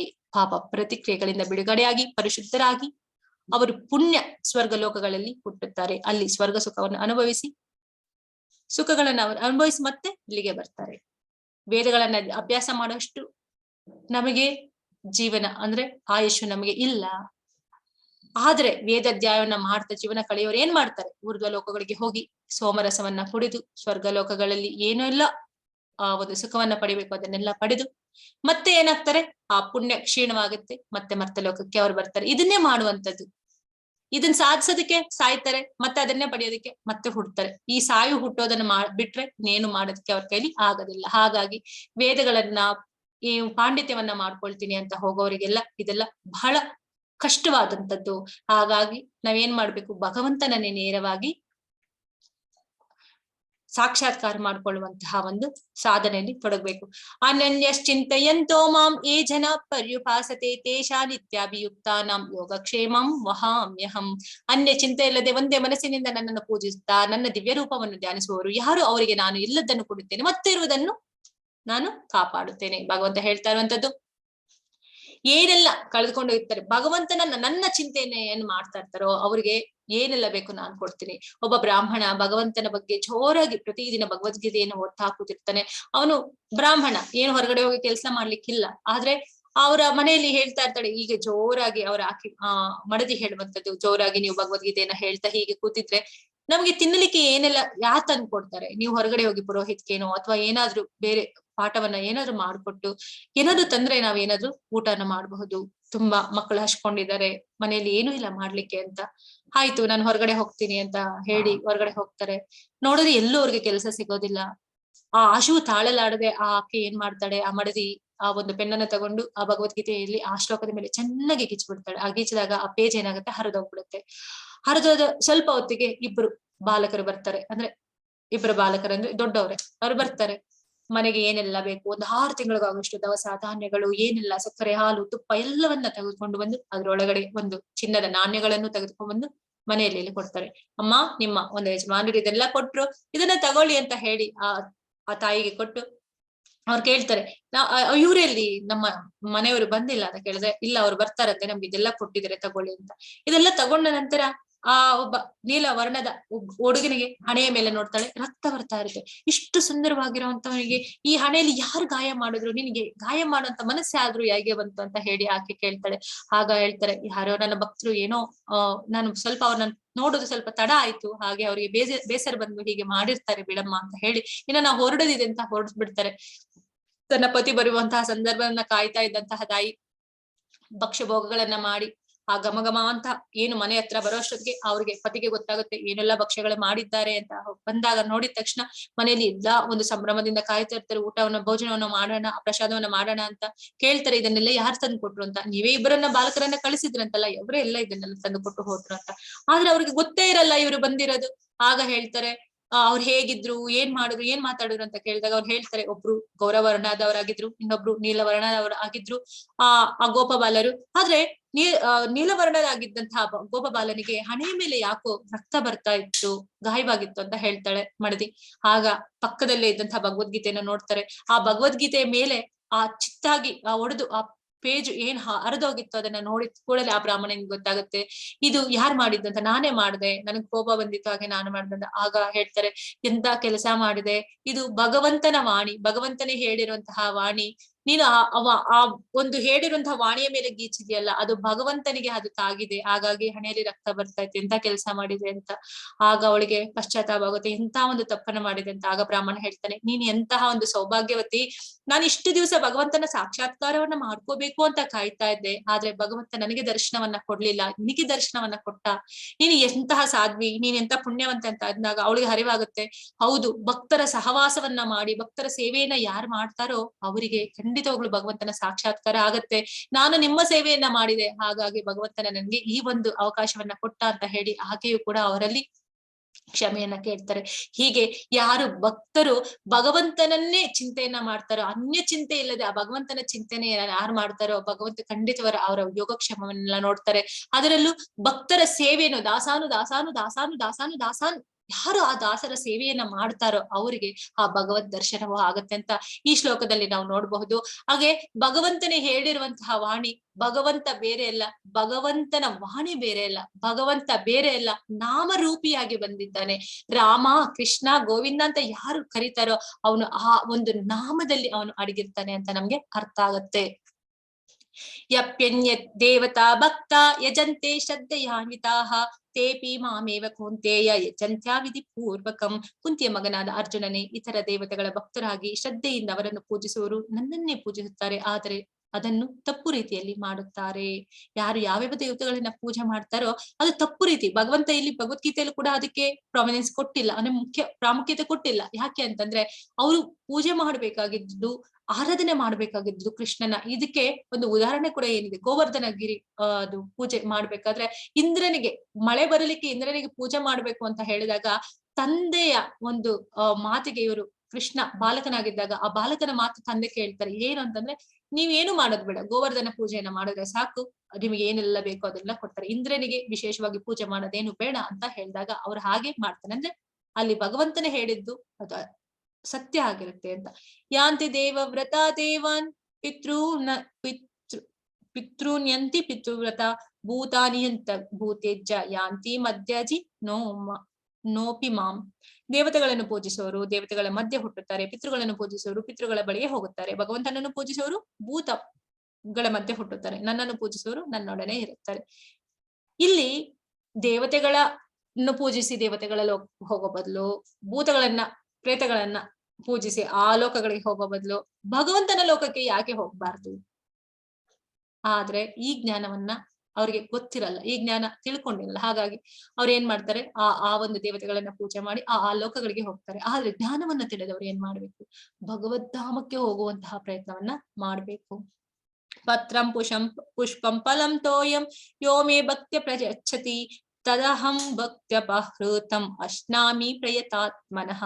ಯಾರಾದರೂ ನನ್ನನ್ನು ಪ್ರೀತಿ ಮತ್ತು ಭಕ್ತಿಗಳಿಂದ ಒಂದು ಎಲೆ, ಒಂದು ಹೂವು, ಒಂದು ಹಣ್ಣು ಅಥವಾ ಒಂದಿಷ್ಟು ನೀರನ್ನು ಅರ್ಪಿಸಿದರೆ ನಾನು ಅದನ್ನು ಸ್ವೀಕರಿಸುತ್ತೇನೆ. ಭಗವಂತ ಹೇಳ್ತಾ ಇರುವಂತದ್ದು ರಾಜಭೋಗವನ್ನ ಮಾಡುವಂತ ನಾನು ಏನು ಕೇಳೋದಿಲ್ಲ, ರಾಜನ ಹಾಗೆ ಸತ್ಕಾರ ಮಾಡುವಂತ ಕೇಳೋದಿಲ್ಲ. ಆದ್ರೆ ಯಾರು ಒಂದು ಪುಷ್ಪ, ಒಂದು ನೀರು, ಒಂದು ಹಣ್ಣು, ಯಾರು ಎಲ್ಲರ ಮನೆಯಲ್ಲೂ ನೀರಿರುತ್ತೆ, ತುಳಸಿ ಇರುತ್ತೆ, ಅದನ್ನ ಇಟ್ಟು ಯಾರು ನನ್ನನ್ನು ಆರಾಧನೆ ಮಾಡ್ತಾರೋ ಅವ್ರಿಗೆ ನಾನು ಹಾಗೆ ಕರುಣಿಸ್ತೀನಿ ಅಂತ ಹೇಳ್ತಾರೆ. ಆದರೆ ಏನನ್ನು ಕೊಟ್ರು ಕೂಡ ಅದು ಪ್ರೀತಿಯಿಂದ ಕೊಡಬೇಕು. ಭಾವಗ್ರಹಿತ ಜನಾರ್ದನ, ಅವನು ಭಾವನೆಯನ್ನ ಮಾತ್ರ ನೋಡ್ತಾನೆ, ಹಾಗಾಗಿ ಭಾವನೆಯಿಂದ ಕೊಡಬೇಕು. ಅಥವಾ ನನಗೆ ಎಲ್ಲವೂ ಮಾಡ್ಲಿಕ್ಕೆ ಸಾಧ್ಯ ಇದೆ, ಖಂಡಿತವಾಗ್ಲೂ ಅವನಿಗೆ ಆ ಒಂದು ಸತ್ಕಾರವನ್ನ ಮಾಡಲಿ ತಪ್ಪೇನಿಲ್ಲ. ಆದ್ರೆ ಇಲ್ಲದವನಿಗೂ ಇರುವವನಿಗೂ, ಶ್ರೀಮಂತನಿಂದ ಬಡವನವರೆಗೂ ಎಲ್ಲರಿಗೂ ಭಗವಂತನನ್ನ ಆರಾಧನೆ ಮಾಡೋದಕ್ಕೆ ಎಲ್ಲ ಅವಕಾಶಗಳನ್ನ ಭಗವಂತ ಕೊಟ್ಟಿದ್ದಾನೆ. ಅದನ್ನ ಭಗವದ್ಗೀತೆಯಲ್ಲಿ ನಾವು ನೋಡ್ಬೋದು. ಯತ್ ಕೋರಶಿ ಯಜ್ಞಾಶಿ ಯಜ್ಜುಹೋಷಿ ದದಾಸಿ ಯತ್ತಪ್ಯಸಿ ಕೌಂತೆಯ ತತ್ ಕುರುಶ್ವ ಮದಾರ್ಪಣಂ. ಕುಂತಿಯ ಮಗನಾದ ಅರ್ಜುನನೇ, ನೀನು ಏನನ್ನು ಮಾಡು, ಏನನ್ನೇ ವಂದಿಸು, ಏನನ್ನೇ ಅರ್ಪಿಸು ಅಥವಾ ಕೊಟ್ಟು ಬಿಡು, ಮತ್ತು ಯಾವತ್ತು ತಪಸ್ಸನ್ನು ಮಾಡು ಅದನ್ನು ಕಾಣಿಕೆಯಾಗಿ ನನಗೆ ಕೊಡು. ನೀನು ಏನನ್ನಾದ್ರೂ ಮಾಡು, ಏನನ್ನಾದ್ರೂ ತಿನ್ನು, ಯಾರಿಗೇನಾದ್ರು ಕೊಡು, ತಗೋ, ಅಥವಾ ಏನಾದ್ರು ಮಾಡು, ಅದನ್ನ ನನಗೆ ಕೊಡು. ಸೆಂಟರ್ ಅಲ್ಲಿ ಕೃಷ್ಣನಿರಬೇಕು ಅಂತ ಹೇಳ್ತಾರೆ. ಸಮೋಹಂ ಸರ್ವಭೂತೇಷು ನ ಮೇ ದ್ವೇಷೇನೋಸ್ತಿ ನ ಪ್ರಿಯಃ ಯೇ ಭಜಂತಿ ತು ಮಾಂ ಭಕ್ತ್ಯಾ ಮಯಿ ತೇ ತೇಷು ಚಾಪ್ಯಹಂ. ನನಗೆ ಯಾರ ವಿಷಯದಲ್ಲಿಯೂ ಅಸೂಯೆ ಇಲ್ಲ, ನಾನು ಯಾರ ಪಕ್ಷಪಾತಿಯೂ ಅಲ್ಲ, ಪಕ್ಷಪಾತ ಮಾಡುವುದಿಲ್ಲ, ನಾನು ಎಲ್ಲರ ವಿಷಯದಲ್ಲಿಯೂ ಸಮನಾಗಿರುತ್ತೇನೆ. ಆದರೆ ಯಾವಾತನು ನನ್ನ ಭಕ್ತಿಯನ್ನು ಮಾಡುವನು ಆತನು ನನ್ನ ಸ್ನೇಹಿತನು, ನನ್ನಲ್ಲಿದ್ದಾನೆ ಮತ್ತು ನಾನು ಅವನಲ್ಲಿದ್ದೇನೆ. ಯಾರಲ್ಲೂ, ಯಾವ ಸಕಲ ಜೀವರಾಶಿಗಳಲ್ಲೂ ಭಗವಂತ ಭೇದವನ್ನ ಮಾಡ್ತಾ ಇಲ್ಲ. ಪೂಜೆ ಮಾಡೋವನಿಗೂ ಬೆಂಕಿ, ನೀರು, ಮಳೆ, ಶಾಖ ಎಲ್ಲವನ್ನೂ ಕೊಡ್ತಾ ಇದ್ದಾನೆ. ಭೂಮಿಯಲ್ಲಿ ಎಲ್ಲವೂ ಅವಕಾಶನ ಕೊಟ್ಟಿದ್ದಾನೆ. ಭಕ್ತಿಯನ್ನ ಮಾಡೋವನು ಕೂಡ ಎಲ್ಲ ಅವಕಾಶಗಳು ಇದೆ. ಭಕ್ತನಾದವನಿಗೂ ಬಿಸಿಲಿದೆಯಾ, ಭಕ್ತನಾದವನಿಗೂ ಗಾಳಿ ಇದೆಯಾ, ಭಕ್ತನಾದವನಿಗೂ ಎಲ್ಲವೂ ಅವಕಾಶಗಳು, ಎಲ್ಲ ಅವನು ಎಲ್ಲ ಒಂದು ಸೌಲಭ್ಯಗಳನ್ನ ಬಳಸ್ಕೊಳ್ತಾ ಇದ್ದಾನೆ. ಆದ್ರೆ ಭಕ್ತಿಯನ್ನ ಮಾಡುವವನಿಗೆ ವಿಶೇಷವಾಗಿ ಏನ್ ಮಾಡ್ತಾನೆ, ಅವನಲ್ಲಿ ಭಗವಂತನಿದ್ದಾನೆ. ಅವನೇ ನನಗೆ ತುಂಬಾ ಸ್ನೇಹಿತನಾದವನು. ಎಲ್ಲರೂ ಇದ್ದಾರೆ, ಎಲ್ಲರಿಗೂ ನಾನು ಸಮವಾಗಿ ಎಲ್ಲ ಕೊಟ್ಟಿದ್ದೀನಿ. ಆದ್ರೆ ವಿಶೇಷವಾಗಿ ಯಾರು ನನ್ನನ್ನ ಪೂಜಿಸ್ತಾರೋ, ನನ್ನ ಬಗ್ಗೆ ತಿಳಿತಾರೋ, ಅವನು ನನಗೆ ಸ್ನೇಹಿತ. ಅವನು ನನ್ನಲ್ಲಿದ್ದೇನೆ, ನಾನು ಅವನಲ್ಲಿದ್ದೇನೆ, ಅವನು ನನ್ನ ಸ್ನೇಹಿತ ಅಂತ ಭಗವಂತ ಹೇಳ್ತಿದ್ದಾರೆ. ಅಪಿ ಚೇತುರಾಚಾರೋ ಭಜತೆ ಮಾಮನ್ಯ ಭಕ್ ಸಾಧುರೇವೇ ಚ ಮಂತವ್ಯಾಂ ಸಂಯಾಗವ ಸ್ಥಿತೋ ಹಿ ಸಹ. ಯಾರಾದರೂ ಅತ್ಯಂತ ಹೀನ ಕಾರ್ಯವನ್ನು ಮಾಡುತ್ತಿದ್ದರು, ಆತನು ಭಕ್ತಿ ಸೇವೆಯಲ್ಲಿ ತೊಡಗಿದ್ದರೆ ಆತನನ್ನು ಸಾಧು ಎಂದೇ ಭಾವಿಸಬೇಕು. ಏಕೆಂದರೆ ಆತನು ತನ್ನ ನಿರ್ಧಾರದಲ್ಲಿ ಸರಿಯಾಗಿ ನೆಲೆಸಿದ್ದಾನೆ. ನಾವು ಜಗಾಯಿಮಾದ ಕಥೆಯನ್ನ ಕೇಳಿದ್ವಿ. ಅಲ್ಲಿ ಗೂಢೈಸಂ ಮಾಡ್ತಾ ಇದ್ದಂತಹ ಅವರು ಸಾಧುಗಳಾದ ನಂತರ ಅವರನ್ನ ನಂಬಲಿಕ್ಕೆ ಆಗದೆ ಅವರನ್ನ ಹೊಡೆದ್ರು ಕೂಡ ಅವರು ಆ ತರ ಅವರು ಒಂದು ಪ್ರತಿಕ್ರಿಯೆನ ಅವ್ರು ಅಕ್ಸೆಪ್ಟ್ ಮಾಡ್ಕೊಳ್ತಾರೆ. ಅದನ್ನ ನೋಡಿದಂತವ್ರು ಇವರು ಸಾಧುವೆ. ಆದ್ರೆ ತಪ್ಪನ್ನ ಮಾಡೋದು ಸಹಜ, ಆದ್ರೆ ತಿದ್ದುಕೊಂಡು ನಡೆಯುವಂತದ್ದು ಮನುಷ್ಯನ ಒಂದು ಸ್ವಭಾವವಾಗ್ಬೇಕು. ಆವಾಗ ಆ ಭಕ್ತನಾದವನನ್ನ ನಾವು ನಿಂದಿಸುವ ಹಾಗಿಲ್ಲ, ಅವನನ್ನ ಒಪ್ಪಿಕೊಳ್ಬೇಕು ಅಂತ ಇಲ್ಲಿ ಹೇಳ್ತಾ ಇದ್ದಾರೆ. ಕ್ಷಿಪ್ರಂ ಭವತಿ ಧರ್ಮಾತ್ಮ ಶಾಶ್ವಚ್ಛಂತಿ ಗಚ್ಚತಿ ಕೌಂತೆಯ ಪ್ರತಿಜಾನೀಹ ನಮೇ ಭಕ್ತ ಪ್ರಣಶ್ಯತಿ. ಕುಂತಿಯ ಮಗನಾದ ಅರ್ಜುನನೇ, ಅವನು ಶೀಘ್ರವಾಗಿ ಧರ್ಮಾತ್ಮನಾಗುತ್ತಾನೆ ಮತ್ತು ಶಾಶ್ವತ ಶಾಂತಿಯನ್ನು ಪಡೆಯುತ್ತಾನೆ. ನನ್ನ ಭಕ್ತನು ಎಂದೂ ನಾಶವಾಗುವುದಿಲ್ಲ ಎಂದು ಧೈರ್ಯವಾಗಿ ಘೋಷಿಸು.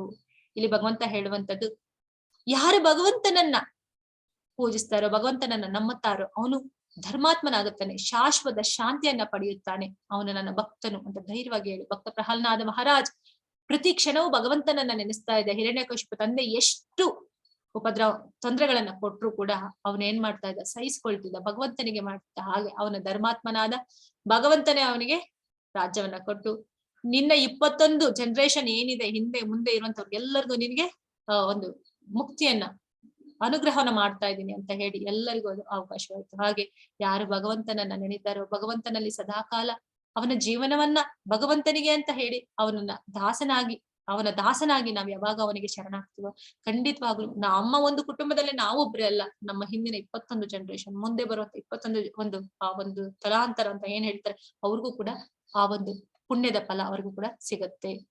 ಮಾಹಿ ಪಾರ್ಥವ ವ್ಯಾಪಾಶ್ರಿತ್ಯ ಏಪೀಸು ಪಾಪಯೋನಯಃ ಶ್ರೇಯೋ ವೈಶ್ಯಸ್ತಥಾ ಶೂದ್ರ ತೇಪಿ ಯಾಂತಿ ಪರಂ ಗತಿಂ. ಪಾರ್ಥ, ನನ್ನಲ್ಲಿ ಆಶ್ರಯ ಪಡೆಯುವುದು ಕೀಳು ಜನ್ಮದವರಾದ್ರು, ಸ್ತ್ರೀಯರಾದ್ರು, ವೈಶ್ಯರು ಮತ್ತು ಶೂದ್ರರು ಪರಮಗತಿಯನ್ನು ಪಡೆಯಬಲ್ಲರು. ಆಗಿನ ಕಾಲದಲ್ಲಿ ಹೆಣ್ಣು ಮಕ್ಕಳಿಗೆ ಈ ವೇದ ಅಭ್ಯಾಸಗಳನ್ನ ಮಾಡಿಸ್ತಾ ಇರ್ಲಿಲ್ಲ. ಆದ್ರೆ ಅದನ್ನ ಕೀಳು ಜನ್ಮ ಅಂತ ಅನ್ಕೋಬಾರ್ದು. ಹೆಣ್ಣು ಮಕ್ಕಳು ಇದ್ರೇನೆ ಪ್ರಕೃತಿ ನಡೆಯುತ್ತೆ. ಆದ್ರೆ ಕೆಲವೊಂದು ವಿಚಾರ ಪದಗಳು ಬೇರೆ ರೀತಿಯಲ್ಲಿ ಅಷ್ಟೇ. ಆದ್ರೆ ಯಾರು ಈ ವೇದಗಳನ್ನೆಲ್ಲ ತಿಳ್ಕೊಂಡು ಅವ್ರಿಗೂ ಕೂಡ ಅನುಕೂಲ ಇದೆ, ಇದನ್ನೆಲ್ಲ ಯಾರು ಪಡಿಬಹುದು, ಇದಕ್ಕೆ ಒಂದು ಅವ್ರು ಮಾಡ್ಬಹುದು, ಇವ್ರು ಮಾಡ್ಬಹುದು, ಮಕ್ಕಳು ಮಾಡ್ಬಾರ್ದು, ದೊಡ್ಡವ್ರು ಮಾಡ್ಬಾರ್ದು, ಹೆಂಗಸರು ಮಾಡ್ಬಾರ್ದು, ಅಥವಾ ಶೂದ್ರರು ಮಾಡ್ಬಾರ್ದು, ಏನೂ ಇಲ್ಲ. ಇದನ್ನೆಲ್ಲರೂ ಅನುಷ್ಠಾನ ಮಾಡುವಂಥದ್ದು, ಸಂತೋಷವಾಗಿ ಇದರಲ್ಲಿ ಅನುಷ್ಠಾನವನ್ನ ಮಾಡಿ ಕಲಿತು ಒಂದು ಜೀವನವನ್ನ ಮಾಡ್ಬೋದು. ಮನ್ಮನಾಭವದ್ಭಕ್ತೋ ಮಧ್ಯಾಜಿ ಮಾಂ ನಮಸ್ಕುರು ಮಾಮೈ ವಿಶ್ಯಸಿ ಕೌಂತೇಯ ಆತ್ಮಾನಂ ಮತ್ಪರಾಯಣಃ. ಸದಾ ನನ್ನನ್ನು ಚಿಂತಿಸುವುದರಲ್ಲಿ ಮನಸ್ಸನ್ನು ತೊಡಗಿಸು, ನನ್ನ ಭಕ್ತನಾಗು, ನನಗೆ ನಮಸ್ಕಾರ ಮಾಡು ಮತ್ತು ನನ್ನನ್ನು ಪೂಜಿಸು, ಆಗ ನನ್ನಲ್ಲಿರುವ ಸಂಪೂರ್ಣವಾಗಿ ಮಗ್ನನಾಗಿ ನಿಶ್ಚಯವಾಗಿ ನೀನು ನನ್ನಲ್ಲಿಯೇ ಬರುವೆ. ಇಲ್ಲಿ ಭಗವಂತ ಹೇಳ್ತಾ ಇರುವಂತದ್ದು, ಸದಾ ನಾವ್ ಏನೇ ಕೆಲಸ ಮಾಡ್ತಾ ಇದ್ರು ಭಗವಂತನಲ್ಲಿಯೇ ನಮ್ಮ ಮನಸ್ಸನ್ನ ಇರಬೇಕು, ಭಕ್ತನಾಗ್ಬೇಕು, ನಮಸ್ಕಾರ ಮಾಡ್ಬೇಕು, ಪೂಜೆ ಮಾಡ್ಬೇಕು, ಸಂಪೂರ್ಣವಾಗಿ ಭಗವಂತನಲ್ಲಿಯೇ ನಾವು ಮಗ್ನರಾಗ್ಬೇಕು. ಅಂತಹ ಒಂದು ಪ್ರಯತ್ನವನ್ನ ನಾವು ಯಾವಾಗ ಮಾಡ್ತೀವಿ ಆವಾಗ ಭಗವಂತನ ಒಂದು ಧಾಮಕ್ಕೆ ಹೋಗ್ಲಿಕ್ಕೆ ನಿಸ್ಸಂಶಯವೇ ಇಲ್ಲ, ಸಂಶಯವಿಲ್ಲದೆ ನಾವು ಇನ್ನು ನಿಸ್ಸಂಶಯವಾಗಿ ಸಂಶಯವಿಲ್ಲದೆ ನಾವು ಖಂಡಿತವಾಗ್ಲು ಗ್ಯಾರಂಟಿ ಹೋಗೇ ಹೋಗ್ತೀವಿ, ಆ ಧಾಮಕ್ಕೆ ನಾವು ಸೇರ್ಲಿಕ್ಕೆ ಸಾಧ್ಯ ಇದೆ ಅಂತ ಭಗವಂತ ಹೇಳ್ತಾರೆ. ಭಗವತ್ ಐಶ್ವರ್ಯ ಜ್ಞಾನ, ಕೃಷ್ಣನನ್ನು ಸಮೀಪಿಸುವ ಮಾರ್ಗಗಳು, ವಿಶೇಷ ಭಕ್ತಿಯ ಮಾಧುರ್ಯ ಎಲ್ಲ ನಾವು ದಿನದಲ್ಲಿ ನಾವು ಅರ್ಥ ಮಾಡ್ತೀವಿ. ಹರೇ ಕೃಷ್ಣ ಕೃಷ್ಣ ಕೃಷ್ಣ ಹರೇ ಹರೇ, ಹರೇ ರಾಮ ರಾಮ ರಾಮ ಹರೇ ಹರೇ. ಪ್ರಶ್ನೆಗಳಿದ್ರೆ ನಾವು ನಾಳೆ ನೋಡೋಣ. ಇದು ಉತ್ತಮವಾದಂತಹ ಅಧ್ಯಾಯ, 1 ಗಂಟೆಯಲ್ಲಿ ಮುಗಿಸೋದಕ್ಕೆ ಆಗದೆ ಇರುವಂತದ್ದು, ಆದ್ರೂ ಒಂದು ಪ್ರಯತ್ನವನ್ನ ಪಟ್ಟಿದ್ದೇನೆ, ಸಮಯವನ್ನ ಜಾಸ್ತಿ ತಗೊಂಡಿದ್ದೀನಿ, ಕ್ಷಮೆ ಇರ್ಲಿ. ಯಾರಿಗಾದ್ರೂ ಪ್ರಶ್ನೆ ಇದ್ರೆ ದಯವಿಟ್ಟು ನಾಳೆ ನಾವು ಅದನ್ನ ನೋಡೋಣ. ಹರೇ ಕೃಷ್ಣ. ಮಾತಾಜಿ ಹರೇ ಕೃಷ್ಣ ಮಾತಾಜಿ. ಹರೇ ಕೃಷ್ಣ. ಹರೇ ಕೃಷ್ಣ. ಹರೇ ಕೃಷ್ಣ ಮಾತಾಜಿ. ಹರೇ ಕೃಷ್ಣ. ವಾಂಛಾ ಕಲ್ಪತರುಭ್ಯಶ್ಚ ಕೃಪಾ ಸಿಂಧುಭ್ಯ ಏವ ಚ ಪತಿತನಾಂ ಪಾವನೇಭ್ಯೋ ವೈಷ್ಣವೇಭ್ಯೋ ನಮೋ ನಮಃ. ಅನಂತ ಕೋಟಿ ವೈಷ್ಣವ ಭಕ್ತರೊಂದಿಗೆ ಜೈ. ನಾಮಚಾರಿ ಹರಿದಾಸ್ ಠಾಕೂರ್ ಕಿ ಜೈ.